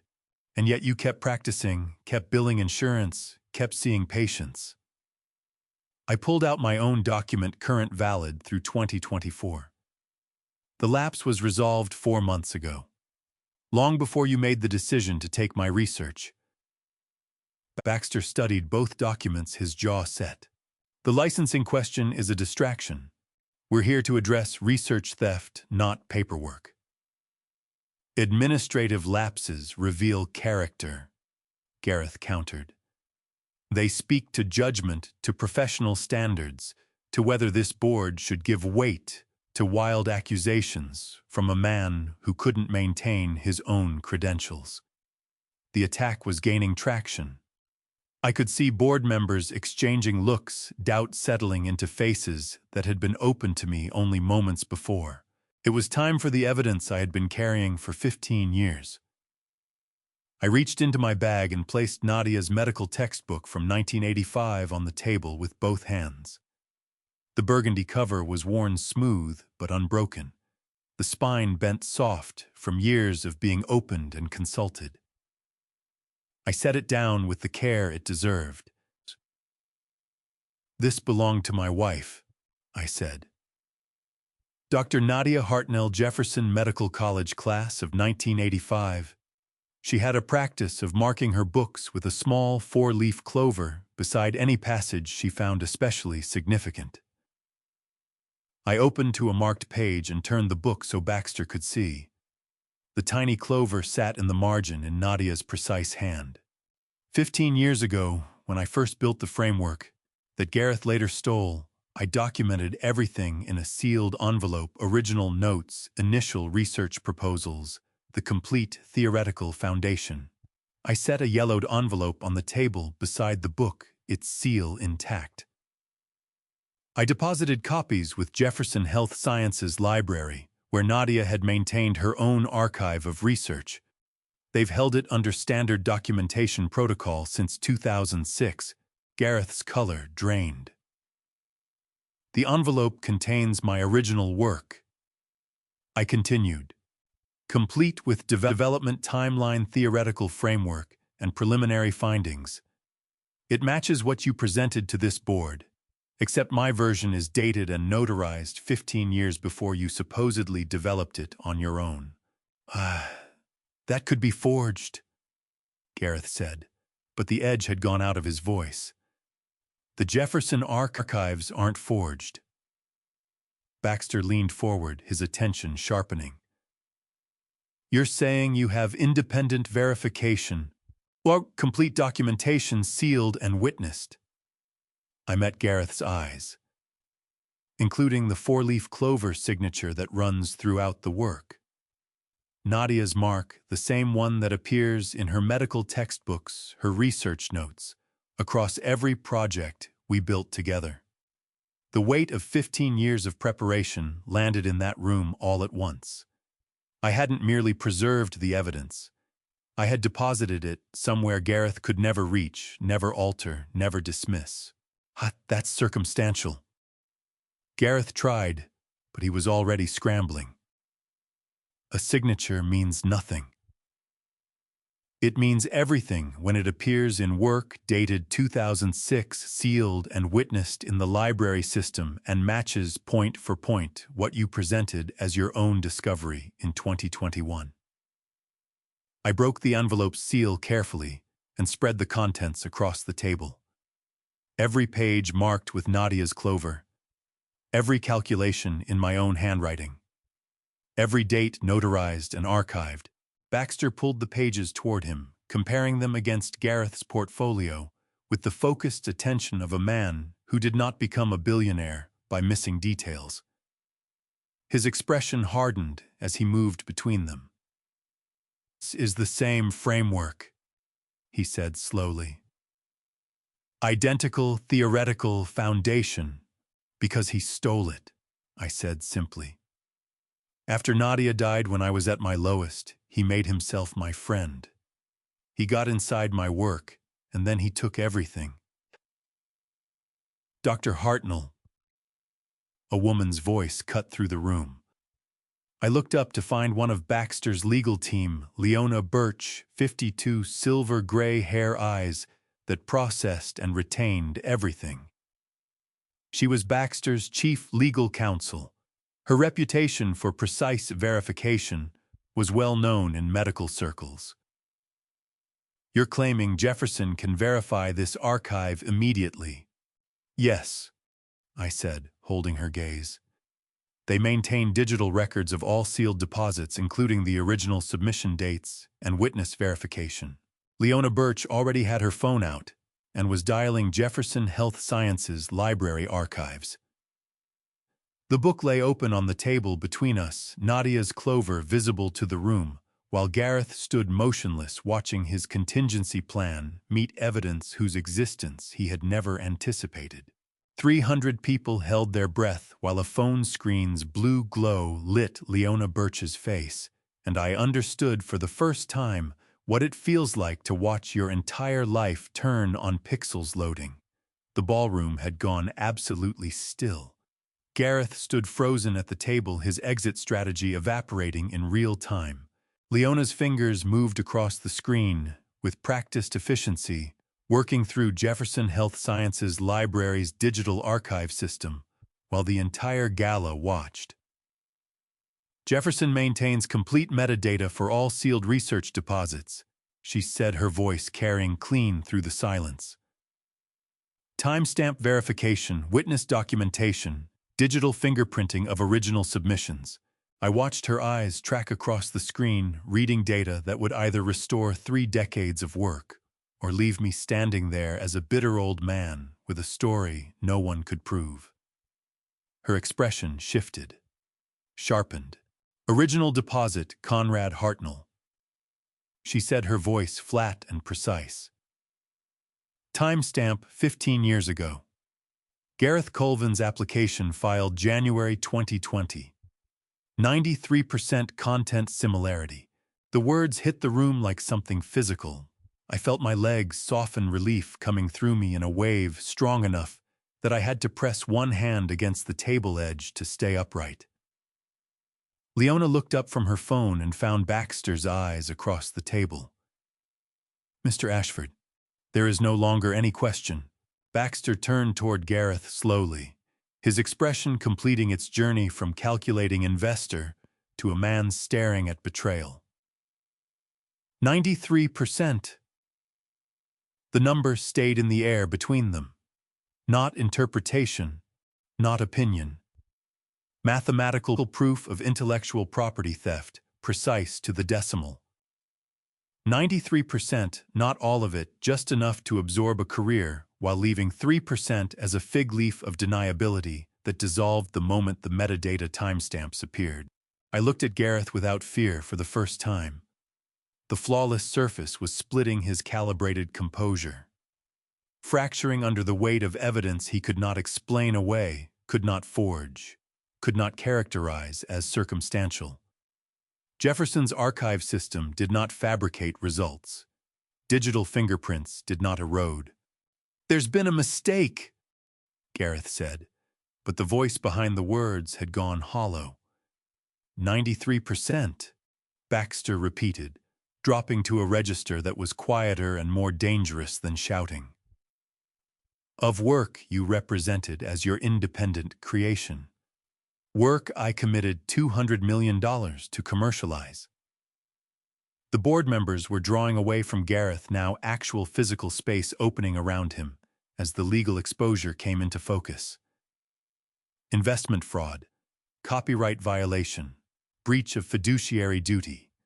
Cracks spreading fast across the ice beneath his feet. "I can explain," Gareth began. The slap rang through the Spanish ballroom like a shot. Miriam Ashford stood directly in front of Gareth, her hand still raised from the blow, her face carrying a fury that went past professional betrayal into something far more personal. 5 years, she said, her voice unsteady. 5 years you told me you were single. The ballroom's attention pivoted instantly from research theft to what was now unfolding in full view. I watched Baxter's face go pale. I watched board members lean in. I watched 300 people grasp that they were no longer witnessing a fraud hearing. They were witnessing a confession come apart from multiple directions at once. "Tid Miriam." Gareth's hand went to the cheek where the blow had landed. 5 years. Miriam pressed her voice, climbing to reach every corner of the room. 5 years I used my husband's money and standing to put you in this position, believing you loved me. 5 years of deceiving Baxter, of pushing your career forward, of opening every door you couldn't reach on your own. For what? So you could steal from a good man and call yourself brilliant. I watched Petra's face as those words landed. My daughter realizing in public for the first time that her mother-in-law had been financing her husband's other life. Baxter stood completely still, processing revelations that were arriving faster than he could absorb them. his mother's involvement with the man he had trusted to lead his largest medical investment. Family money channeled to the thief. 5 years of deception stacked directly on top of $200 million in fraud. Miriam turned toward a woman who had been standing near Gareth throughout the evening, someone I had noticed hovering at his side wearing a wedding ring that caught the chandelier light whenever she moved. "Then who is the woman besides you wearing a wedding ring?" Miriam demanded, her voice fracturing. "Who is she? Gareth, another investor's wife, another source of backing you're working." The woman stepped back, her face flushing confusion and humiliation arriving at the same moment. The ring on her finger had become a spotlight on one more layer of the wreckage. Gareth opened his mouth, closed it. "Oh, that's his wife," Petra said quietly from somewhere near me. "He married her 6 months ago." The disclosure hit Miriam like a second blow. She moved backward, one hand pressed to her sternum, as if the air had gone out of her. 5 years of an affair now revealed as 5 years of deliberate manipulation, not merely deception, but a calculated performance carried out while he had been married to someone else through the entire final year of it. Gareth Colvin stood in the center of the Spanish ballroom, with 300 witnesses watching. And for the first time all evening, he had nothing left to say. Theft confirmed by the archive. The affair exposed by his own mistress's son. His marriage revealed to the woman he had deceived. Every carefully assembled lie falling apart simultaneously. When Gareth finally spoke, it wasn't to confess. It was to turn on the last person still standing near him. "Miriam, listen to me." His voice cracked open, the careful composure he'd constructed now entirely gone. "Petra is just a tool, the daughter of a small-town doctor from the suburbs." The words landed in that ballroom like a bucket of ice water. I watched Petra's face drain of color, watched her take a step back, as though she'd been struck. "I married her only to gain entry into the medical world and run my deception." Gareth pressed on, his eyes locked on Miriam, as if the other 300 people had ceased to exist. "She's nothing."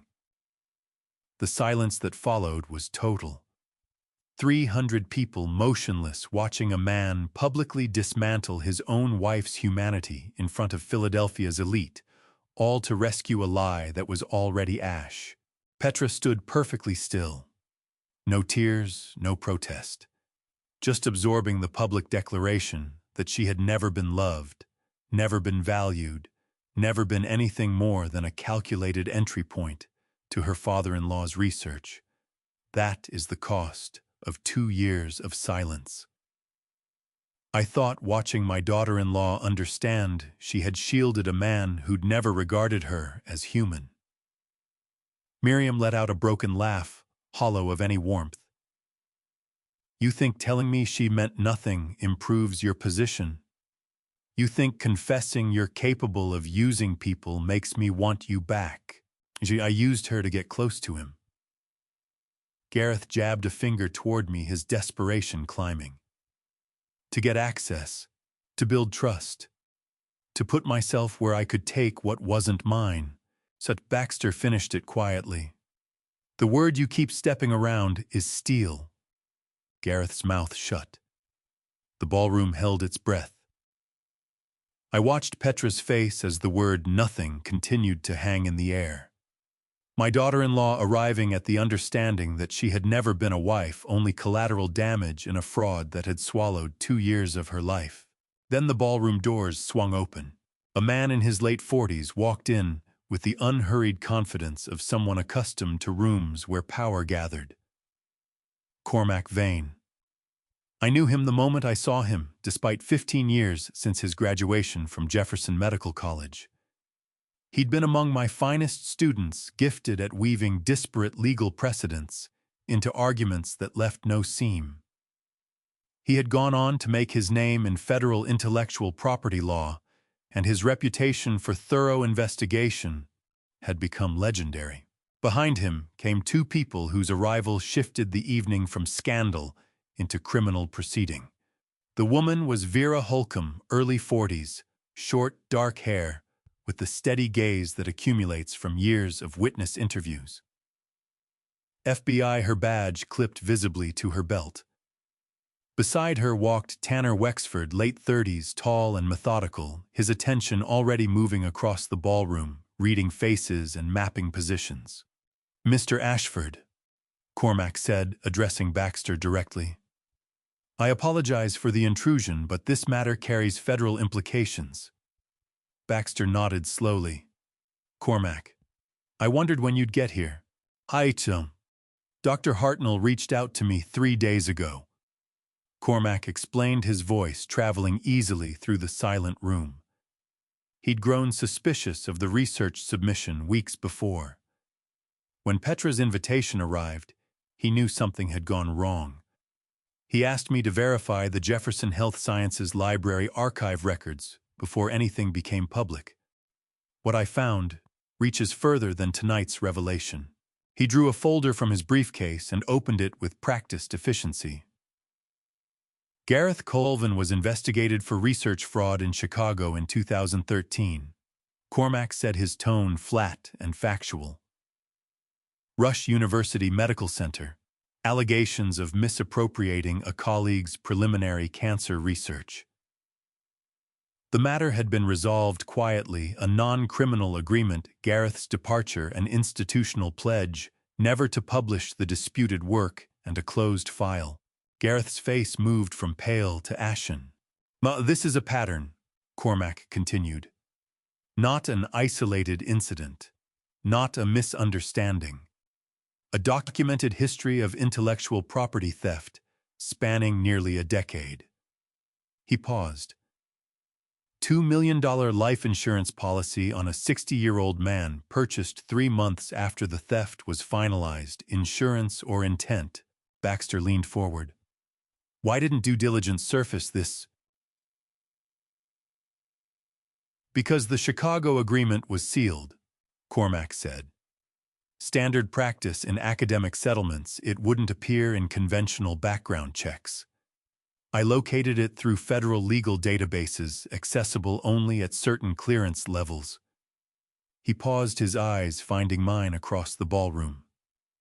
"What came next I already sensed would transform theft into something considerably darker." "There is one more item," Cormac said quietly. June 2021, 3 months ago, Gareth Colvin purchased a $2 million life insurance policy on Conrad Hartnell. The temperature in the ballroom seemed to fall. I felt the words settle into my chest, cold and physical. "Beneficiary Gareth Colvin," Cormac finished. The silence that followed carried a different quality than anything before it. Not the shock of scandal, genuine horror. The kind that comes from watching calculated theft escalate into something that resembles premeditation with disturbing clarity. $2 million on my life, with himself as the named beneficiary. Life insurance requires insurable interest. Leona said, her legal mind already working through the implications. Family relationship or financial dependency, he'd claim son-in-law status. Purchased 3 months after finalizing the research theft, Cormac said, and 6 weeks after Nadia's funeral, when Dr. Hartnell was at his most vulnerable and isolated. Agent Holcomb stepped forward, her hand resting on something inside her jacket pocket. "Mr. Colvin, we have questions regarding the timeline and the intent behind that policy." Gareth said nothing. The calculation had emptied from his face, leaving only the trapped recognition of a man who had watched every exit seal itself shut. Agent Holcomb unfolded the warrant, while Cormac set a second document on the table, the life insurance application, bearing Gareth's signature, dated June 2021, 3 months after Nadia's funeral. I stood there understanding fully that my son-in-law hadn't only stolen my research, he had been making arrangements for what to do about the witness. Baxter's voice cut through the ballroom with a single question that gave my daughter-in-law 30 seconds to choose between truth and complicity. "Do you have anything to say?" 30 seconds. That was everything Baxter offered her. The room held still. 300 witnesses watching my daughter decide who she was going to be. Petra stood motionless, her face colorless. She understood what Baxter was extending. A final opening to speak before federal arrest became unavoidable. She could lie. Say I had willingly donated the research. Introduce enough contractual ambiguity to drag the matter into a prolonged civil dispute. Buy Gareth time to maneuver, to negotiate, to dissolve a clear theft into a he said, she said muddle. Or she could tell the truth, confirm the theft. Verify the timeline, provide the witness account that would shut every remaining legal door. I watched her eyes move from Gareth to me, and then back to Gareth. Her husband stood waiting, his entire future resting on which of us she chose. 30 seconds passed. Petra said nothing. She could lie and spare him. She could speak and spare me. She was doing neither. The silence stretched. Baxter waited, leaving her every possible moment. Agent Holcomb's hand rested on her handcuffs. Cormac stood ready with supporting documentation. The ballroom held its breath, but Petra simply stood there, not protecting Gareth, not protecting me, not even protecting herself. Just frozen in the paralysis of someone who placed self-preservation above both loyalty and integrity. How long is 30 seconds when your daughter-in-law could rescue you with the truth, or condemn herself with a lie, and instead chooses a silence that says she values neither? Mrs. Colvin, Baxter said quietly. Last chance. Petra shook her head. Not a refusal, a gesture of helpless abdication. I can't, I won't, I don't know what to say.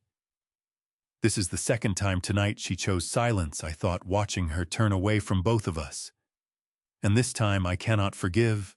The first silence outside the ballroom, when I'd overheard her conversation with Gareth, I had understood as fear, as the complicated loyalty of someone bound to a manipulative husband.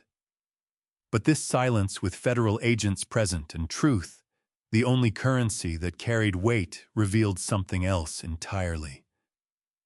Not fear, not loyalty.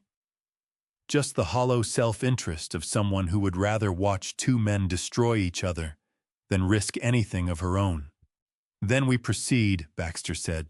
Agent Holcomb stepped forward, her badge catching the chandelier light.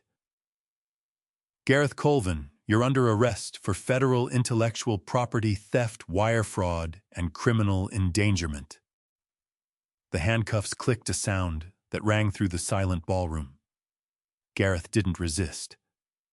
The composure was fully gone, now burned away, leaving only the exhausted acknowledgement of a man with nowhere left to go. With the Chicago case reopened on the basis of pattern evidence, Cormac added his voice, professionally measured. You're looking at 12 to 15 years in federal prison, with multiple counts running consecutively. The non-criminal agreement is void once a second offense establishes intent. 12 to 15 years in federal prison for stealing work that had taken me 30 years to build. The mathematics of justice finally in balance. Agent Wexford read the Miranda rights, while Holcomb secured the handcuffs, standard procedure, professional and efficient. I watched Gareth's face as the words moved through him. Right to remain silent. Right to an attorney. Anything you say can be used against you. Baxter turned to Miriam. His expression had hardened into something precise, almost surgical. I've known for 3 months, he said quietly. About the affair. About where you were going on Tuesday evenings when you claimed book club. About the suite at the Rittenhouse Hotel maintained under your maiden name. Miriam's face went white. I hired a private investigator in March. Baxter continued, his voice carrying through the ballroom with deliberate calm. I was waiting for sufficient evidence. Tonight delivered considerably more than I expected. He reached into his jacket pocket and produced a document. I recognized the weight of legal paperwork, the formal typography of binding agreements. Our prenuptial has an adultery clause. Shitatum. When the divorce is approved, Baxter said, you receive none of the shared assets. The Philadelphia penthouse, the Cape May house, the investment portfolio, the trust funds all revert to premarital ownership. Miriam opened her mouth, but nothing came out. 5 years of an affair bankrolling Gareth's career with her husband's money, and Baxter had known for 3 months. Not a sudden discovery, deliberate documentation held in reserve until exposure would land with maximum force. But I won't contest custody of Willa. Baxter added, his voice easing by a fraction. She needs her mother, whatever her mother has done. You'll have a reasonable visitation arrangement and child support sufficient to sustain her current life. Mercy threaded through calculated ruin Willa shielded, while Miriam faced everything she had earned. Agent Holcomb steered Gareth toward the ballroom exit. Agent Wexford followed with the evidence boxes. Cormac collected his documentation, the Chicago files, the life insurance policy, the Jefferson Health Sciences Library verification, assembling an airtight case. I watched them go, my son-in-law in handcuffs, my daughter-in-law standing in silence. Miriam stripped of everything she had constructed through 5 years of adultery and financial manipulation. Justice delivered with surgical precision across every front. But Willa wasn't here. My granddaughter had witnessed none of it. Not the theft exposure, not the affair revelation, not the arrests, not the forfeiture. She was somewhere in this hotel, likely with a sitter, with no idea that her family had just come apart in front of Philadelphia's elite. Gareth had walked out in handcuffs past 300 witnesses. Miriam stood in the wreckage of her marriage. And Petra's silence still hung in the room like a verdict. Justice had been delivered on every front but one. And I still didn't know if my granddaughter would forgive me for the destruction her family had just endured. My daughter's hands caught my legs before I could move away. Her voice broke on the word that had once carried everything between us. Dad. The ballroom had emptied around us.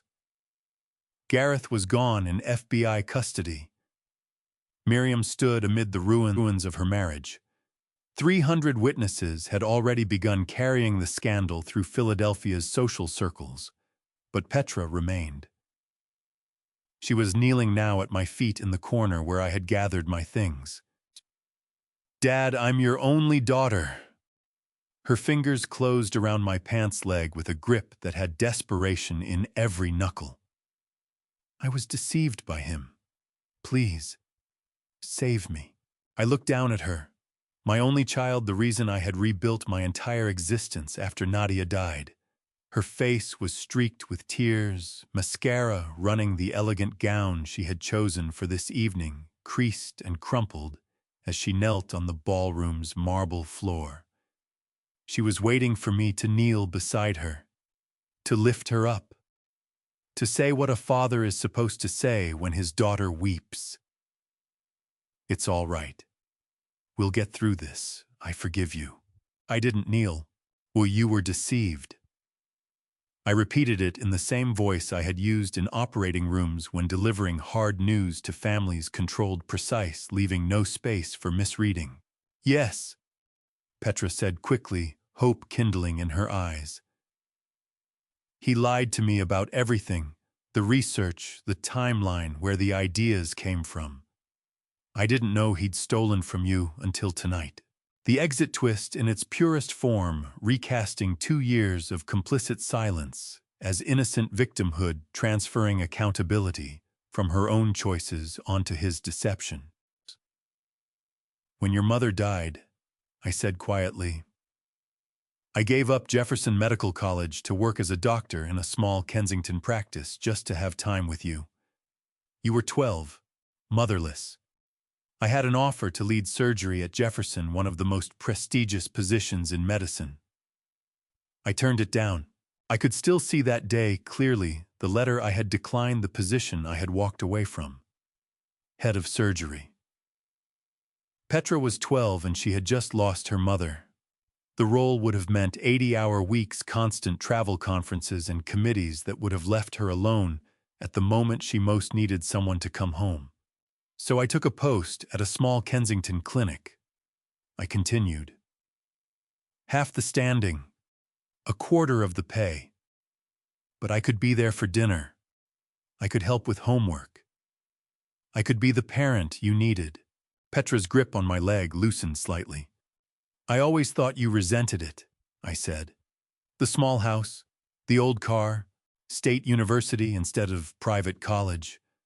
I thought you hated the sacrifice, wished I'd taken Jefferson and given you the life your classmates had. I let that settle. Turns out you hate this very father. No, Petra whispered. I don't hate you. Gareth Colvin stole my life's work. I said, my voice still holding that same surgical calm. 30 years of research developed in that small Kensington clinic in hours I carved out after you went to bed. He stole it to commercialize with Miriam's money to build an entire career on my foundation. I watched her face. The desperate flicker of hope was retreating, replaced by the slow recognition that I was not going to offer the absolution she had come here to collect. 2 years ago, you overheard him on the phone discussing how to position the old man's framework for patent filing. I went on. Last summer you told me you had concerns about his project timeline, but you never said what those concerns actually were.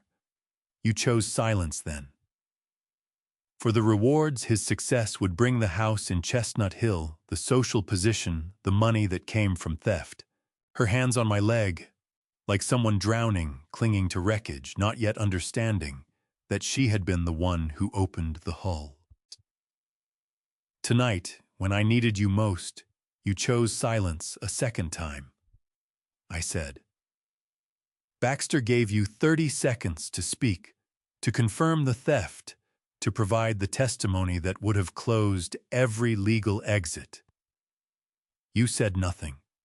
I was afraid, Petra said, her voice fracturing. You were calculating, I corrected gently, weighing whether my vindication or Gareth's freedom better served your position. You chose neither because committing to either side meant accepting consequences. So you stood there silent, waiting for someone else to decide for you. The weight of permanent severance arriving without ceremony. He didn't deceive you. You chose. He did deceive me, Petra said, desperation threading back into her voice. About the affair. About the other woman. About the life insurance policy. The affair and the insurance were his crimes, I said. The silence was yours. When you overheard that phone call 2 years ago and said nothing, that was a choice. When you stood in this ballroom tonight with federal agents present and said nothing, that was a choice too. Not deception. Choices. I gently freed my leg from her hands. She didn't resist. Her arms fell to her sides and she stayed there on her knees, looking up at me. Well, you are my only daughter, I said quietly. When Nadia died, you became the only family I had left. I gave up Jefferson for you. I spent decades in that small clinic for you. I poured 30 years into research that could save lives built in stolen hours, because my days belonged to being your father. I picked up my bag, the one that still held Nadia's medical textbook, its 4-leaf clover pressed between the signatures. Gareth stole my research, I said. But you stole something worse. You stole the belief that the sacrifice had meaning, that choosing you over Jefferson, choosing time with my daughter over professional standing, meant I was building something worth more than a title. I paused. He didn't deceive you. You chose. I walked past my daughters crying without looking back. Her voice followed me across the empty ballroom, Dad, but I kept moving toward the door where Baxter Ashford stood waiting. Justice was complete. Gareth arrested, Miriam exposed, the research reclaimed. And yet my chest grew heavier with every step I put between myself and the only child I had left. Baxter extended his hand between us. Not demanding anything, not performing for the room, just offered. The gesture of a man who had run out of ceremony and arrived at something simpler. I took it. His grip was firm and brief. When he released my hand, he didn't step back. He stayed at the same distance, close enough that what came next would not carry beyond the two of us. "Professor Hartnell," he said. "Two things. I'll be quick." I waited. "First, I apologize." His voice was level, the tone of someone taking clear-eyed inventory of a failure without reaching for excuses. My due diligence team missed the Chicago settlement because it was sealed. That's not a sufficient explanation. It's simply the explanation. I built the environment where tonight became necessary, and I'm sorry for what that cost you. 30 years of receiving apologies in hospitals had taught me the form. Families who arrived too late. Patients who had ignored months of symptoms. Residents who made errors on their first independent procedures. I had learned to accept an apology without performing absolution in return, to acknowledge it, note it, and carry forward what it contained. "Stukund," Baxter continued. "Your heart valve project will be developed under my foundation's resources in your name when you're ready. Not as compensation, not as charity. As what it actually is, the most significant cardiac reconstruction research of the last decade, which happens to belong to you." I studied him for a moment without speaking. Behind us, the ballroom had gone quiet, guests drifting toward the coat check staff, moving between tables, gathering glasses. The whole machinery of aftermath turning over silently. Near the exit, I caught Agent Holcomb's voice, low and measured, working through logistics with building security. 20 years ago, Baxter said. Something in his face changed. The investor retreated. A different man stepped into his place. Route 93, October 2001. A crash that the doctors said should have taken everything from the chest down. Surgical memories don't return as narratives. They come back in fragments, sensation, angle, pressure. The specific geometry of the vertebral damage. A decision tree requiring navigation in under 4 minutes. The resident's expression when I told him to stand aside. "Ma, you were the one who operated," Baxter said. 6 hours. You probably have no memory of my name. You'd saved that many lives. I remember the procedure, I told him. That part was true. I had no idea who you were. I know that. He held my gaze. Your name has been with me since I woke up in the recovery room. That's 20 years of knowing it. When Gareth brought this project to me and I studied the theoretical framework, I saw the same intellectual signature running through your published work. I should have pulled on that thread. I didn't. That oversight belongs to me. A pause. What I'm offering you has nothing to do with obligation. I'm not funding this research to settle a debt. I'm funding it because the work has earned the right to exist, and I happen to have the means to make that happen. Those aren't the same motivation. I need you to know that. I did know the difference. It was the reason I held back my answer. The weight of the night had found my bones. Delaware River Drive in the rain. Willa's lips gone blue. The VIP lounge. The clover pressed into page 45. Petra's silence. The sound of handcuffs closing. Nadia's book riding against my chest through every moment of it. I let Baxter's offer occupy the space between us without reaching for it. "Give me time," I said. "Not tonight." "Not tonight," he repeated, and he meant it, a single nod.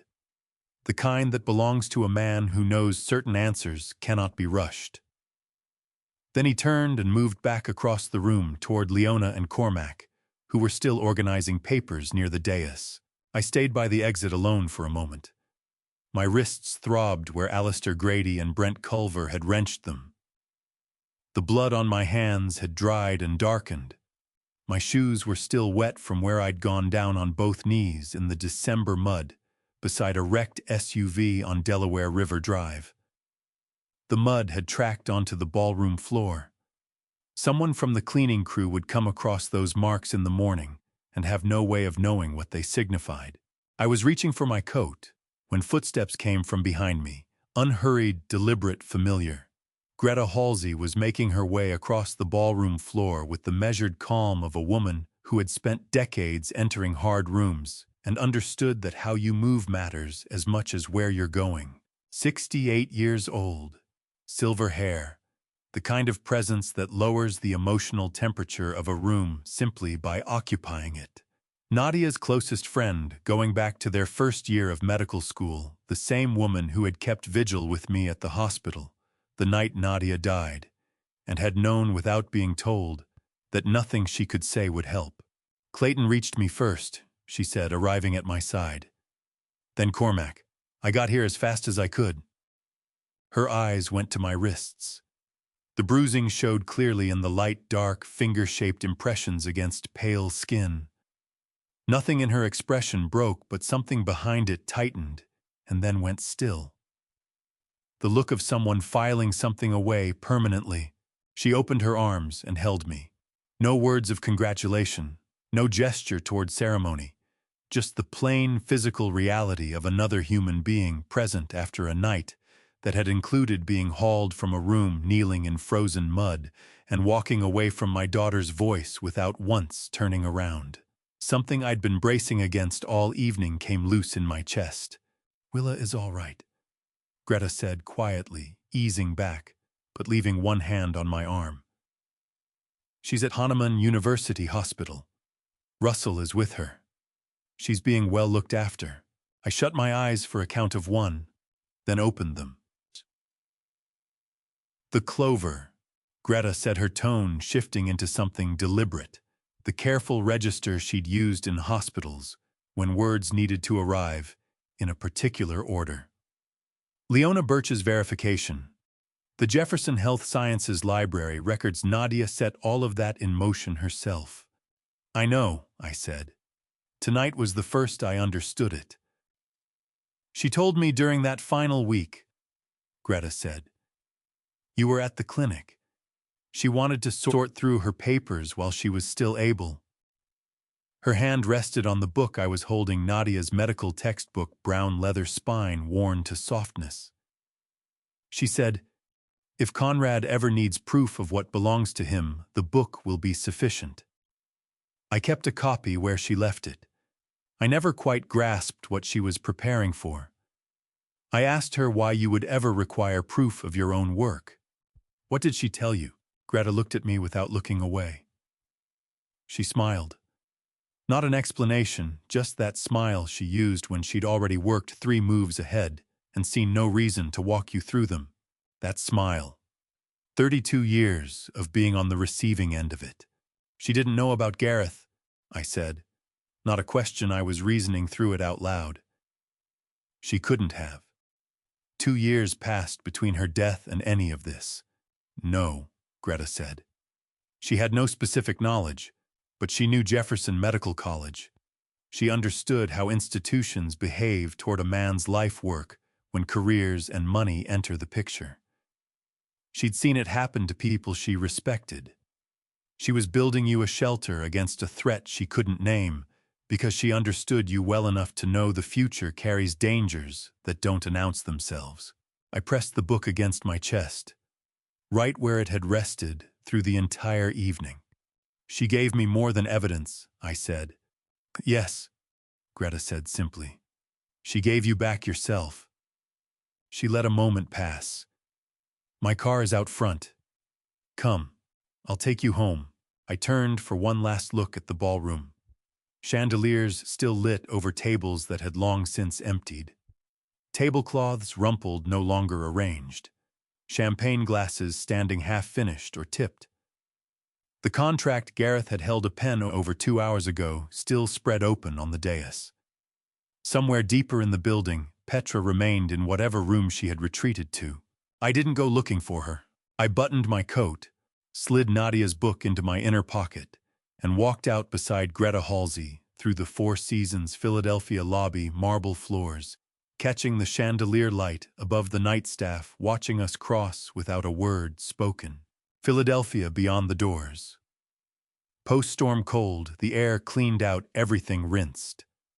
The sort of night that makes no demands beyond forward motion. I kept moving. The drive back to Kensington runs 23 minutes on a clear night. Tonight road surfaces still slicked from the rain, and traffic thinned to almost nothing approaching. 2 in the morning, Greta covers it in 18. We don't speak for the first several blocks. 30 years of friendship teaches you that distinction, the difference between silence that signals absence and silence that constitutes company. This is the second kind. Greta drives with both hands on the wheel, her attention fixed on the wet road. I ride beside her, watching Philadelphia scroll past the glass in long, unhurried intervals. The way you take in a film whose ending you already carry. A December storm leaves the city looking like a version of itself it can't sustain. The rain has stripped the grime from Fairmount's brick fronts, and the streetlights work the wet pavement, the parked cars, the fire hydrants finding gloss in surfaces that hold none by daylight. There is a particular cold clarity that settles over Philadelphia in the hours after a storm, when the air has been scoured through and the whole city seems to draw a slower breath. By dawn, it reverts gray, familiar, ordinary. But at 2:00 in the morning, with the streets nearly to ourselves, the city carries the look of something newly pardoned. Nadia's textbook sits in my lap. Not open, I'm not reading. I've held it this way every day for 5 years, and the brown leather has retained the warmth from being against my chest all night. My thumb finds the spine and moves across it. A habit I didn't know I'd formed until this moment, when I catch myself doing it. Look, on earlier, Greta says, her voice low in the darkened car. Out there in the rain, kneeling beside Willa, you told her your name was Russell. I turned toward her profile. Her eyes don't leave the road. She wanted to know who I was, I say. That was the name that came up. Why Russell? I face the window again. We've rolled into Fairmount now, the glass-fronted places giving way to older brownstones, the kind of buildings that have held working families for generations. My father, I say. Russell Hartnell. He was a mechanic in Southie 40 years, bent under car hoods, fixing engines for people who could barely cover the cost of parts, let alone the man doing the work. He had hands like I stopped reaching for the comparison, like topographic maps. Every scar its own record. The one across his left knuckle from a wrench that slipped in 1968. The burn scar on his right palm from an engine fire he smothered with his bare hands, because the customer was standing there watching, and he didn't want her to lose her nerve. Greta smiled, still keeping her eyes on the road.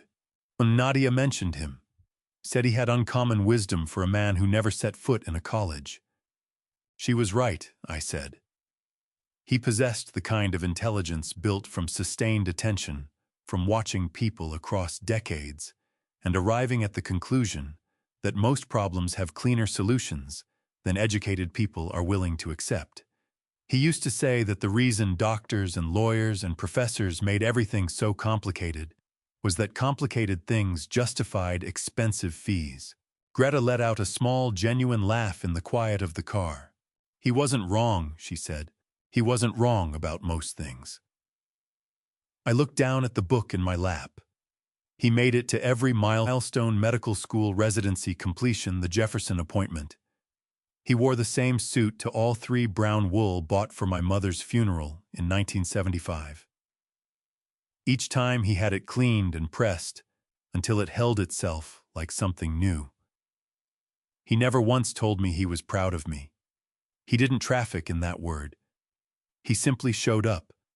Every single time he showed up. The car moved through an intersection, the traffic light rocking on its cable in the last remnants of the earlier wind. Green, no one waiting. Greta rolled through without slowing. He came to my wedding, I said, front row, when I was in that small room off the chapel, 26 years old, about to marry a woman whose intelligence frightened me more than any surgical board I'd encountered, he came and found me. I was trying to check my tie in a mirror that wasn't large enough to show my whole face, and he walked in and stood there a moment, just looking. I can still see it with complete clarity.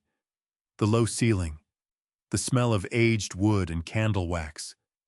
Russell in his brown wool suit, his scarred mechanic's hands held together in front of him. He said, "Conrad, she is smarter than you. Listen to her more than you talk." Greta went quiet for a moment. "That was it." That was the advice I said. He reached up and straightened my tie. No request for permission, just saw it needed doing and did it. Then he walked back out to his seat. I turned the book over in my hands. Best counsel I ever received. It saved my marriage more times than I can number.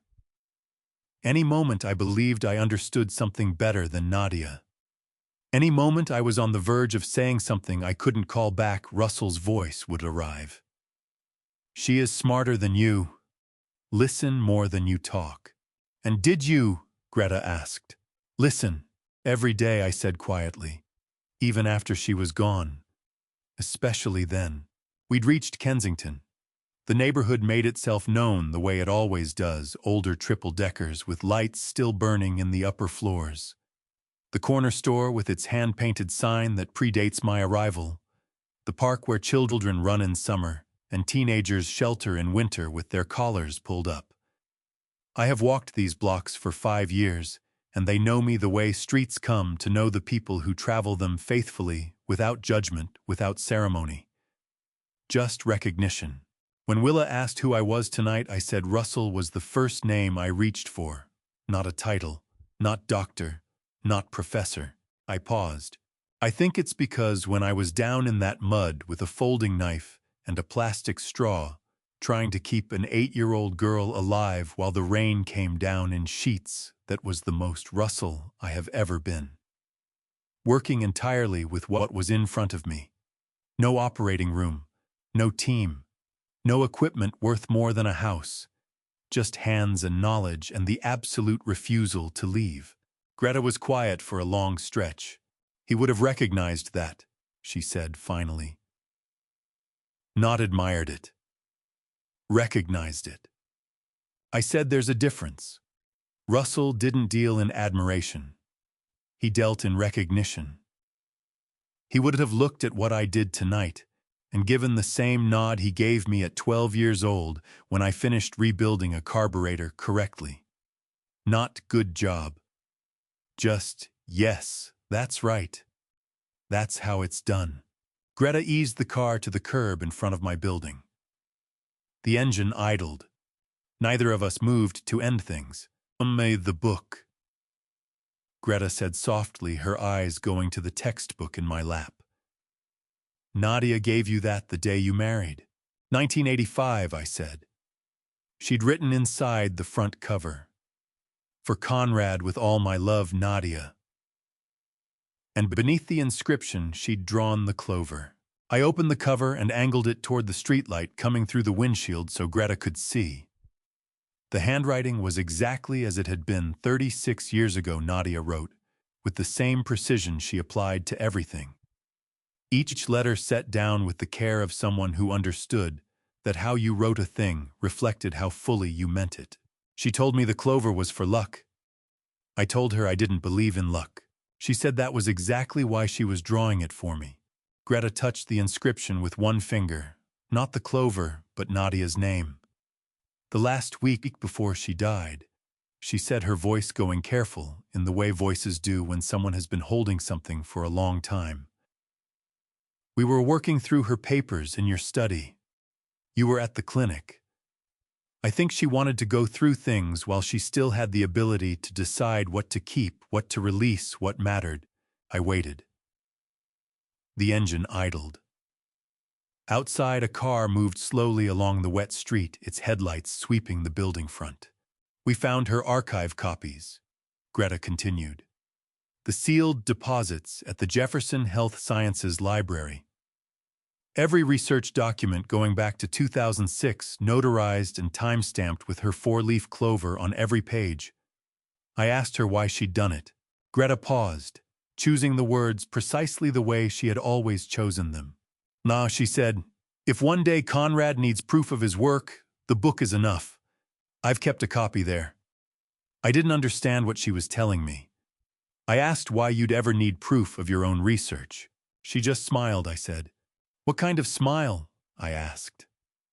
My voice was steadier than I'd expected, the one she used when she was 3 steps ahead of everyone in the room and had already decided there was nothing to explain. Greta said, "You know the one? I know the one. I've known it for 36 years. The slight lift at the left corner of her mouth, the stillness in her eyes that meant the problem was already solved, and she was simply waiting for the rest of the world to arrive." She didn't know, I said, slowly working it through as I spoke. She couldn't have known what specifically was coming. She knew nothing about Gareth, nothing about the theft. She died 2 years before any of it started. No, Greta agreed. She didn't know.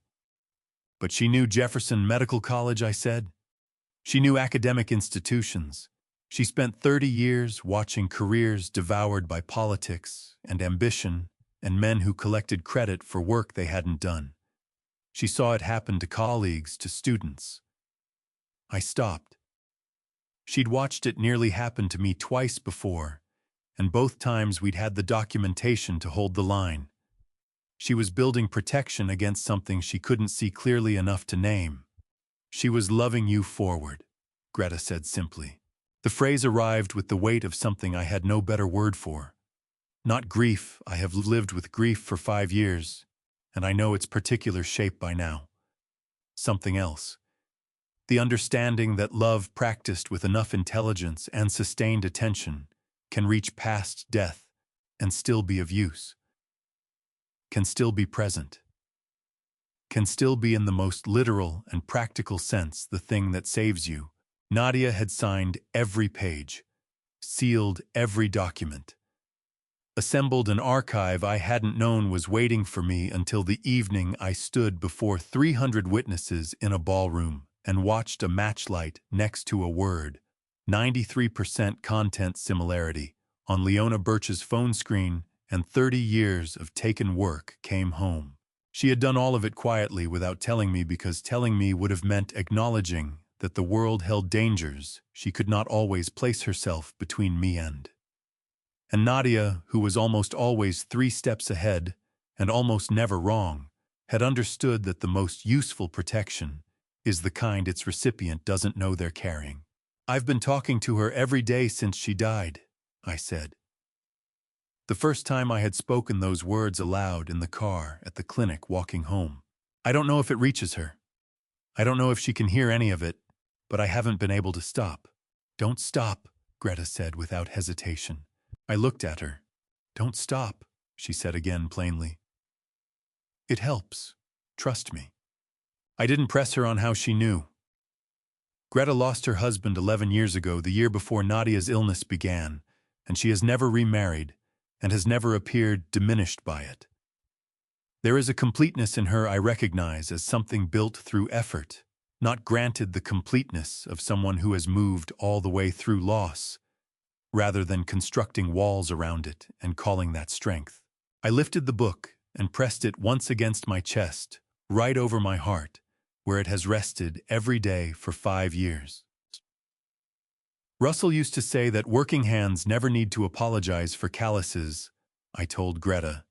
"He meant it literally about mechanics, about the visible evidence of honest labor, the kind that permanently marks your skin because you did real work with your body, and the world kept the record." I looked at my hands in the faint light from the street. The dried blood from Willa's incision still faint beneath my knuckles, the bruising on my wrists where the security guards had wrenched them. I think tonight I finally understand what he was actually saying. All of it. The work that marks you and the work that frees you, and knowing the difference between those two things. Greta nodded. She didn't add anything, and she didn't need to. I pushed the car door open. The December air came in at once, cold, clean, the particular smell Philadelphia carries in the deep hours of a winter morning after the storm has passed and before the day has started. I stepped out onto the sidewalk, the book in my hand, and looked back at Greta through the open door. Thank you," I said, "for coming tonight, for driving me home, for remembering what she said."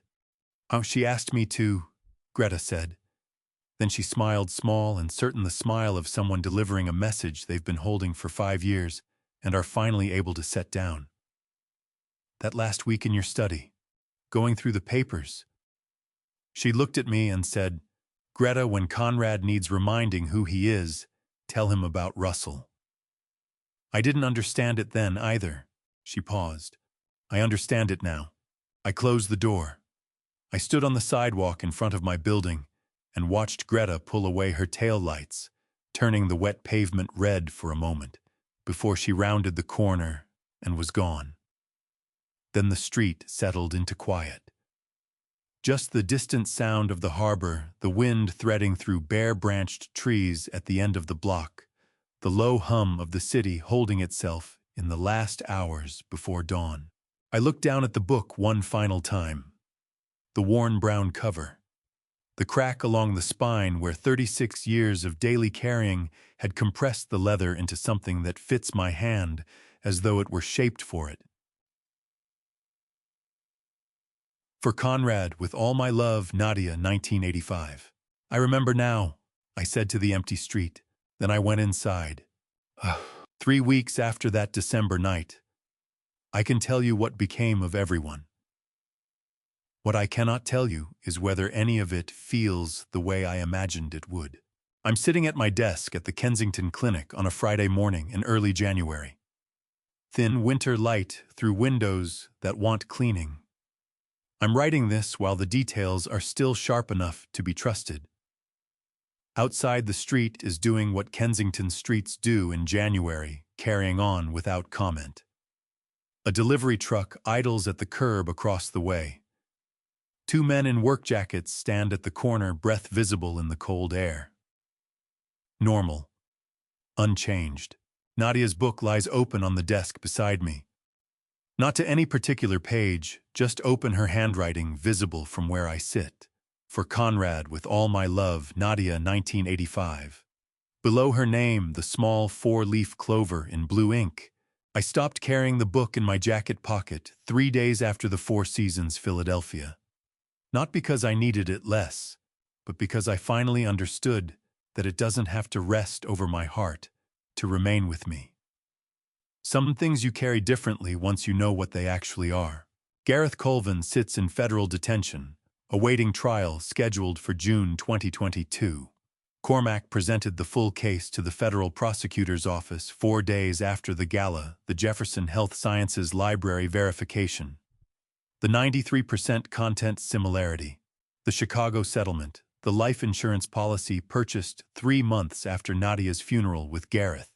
Listed as sole beneficiary, wire fraud, criminal copyright infringement, criminal endangerment. With the Chicago case reopened as pattern evidence, Cormac told me the prosecution is seeking 12 to 15 years, with multiple counts running consecutively. Cormac's investigation also surfaced accounts in the Cayman Islands, and a property in Portugal registered under a shell company Gareth had opened in 2018, 2 years before the theft was finalized.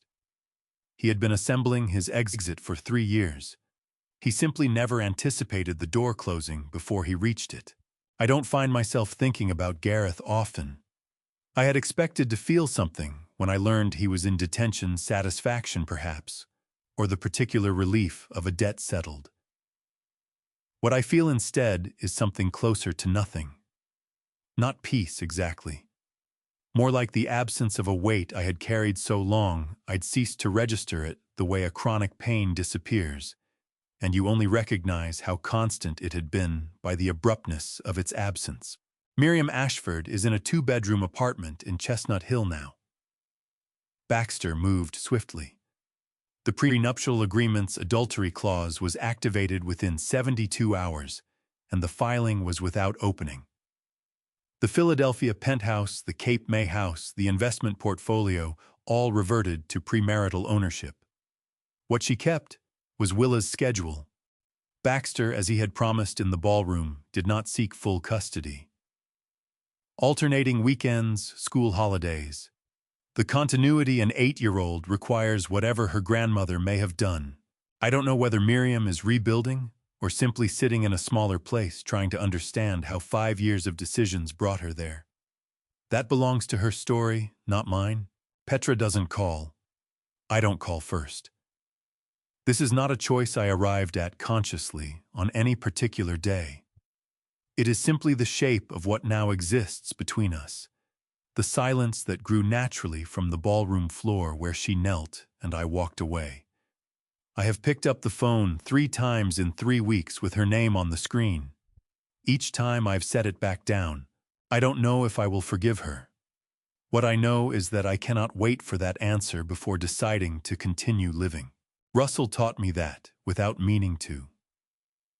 The way he arrived at every graduation in a cleaned brown wool suit without once using the word proud. The way he kept repairing engines for people who could barely meet his rate because the work was in front of him, and not doing it was a choice he didn't recognize as available. You do the work in front of you. You love the people who remain. You don't wait for the wounds to close before deciding life is worth the effort of going forward. On the morning of that first Friday in January, I called Baxter Ashford. He answered on the second ring. "I've thought about your offer," I said. "The heart valve project, developing it properly under foundation resources, I agree.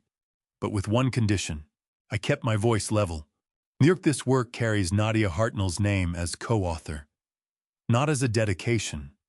Not as a footnote in memoriam. As co-author because she is co-author.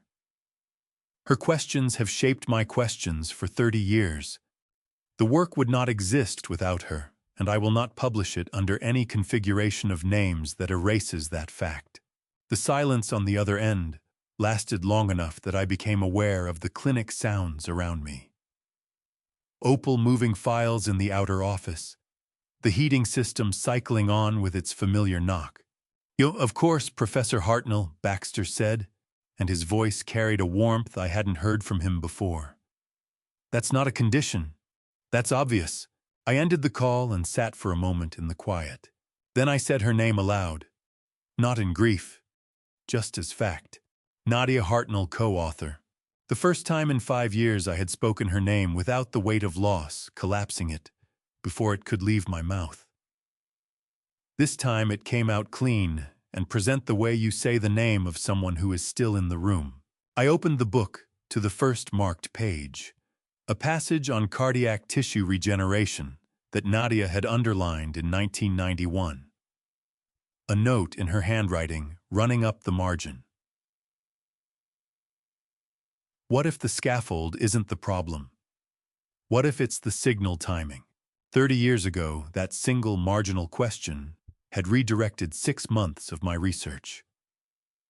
The insight that had ultimately become the theoretical foundation Gareth Colvin had tried to take for himself. The working copy lay open on the desk. I picked up a pen. Sometime in mid-January, Baxter rang on a Tuesday afternoon.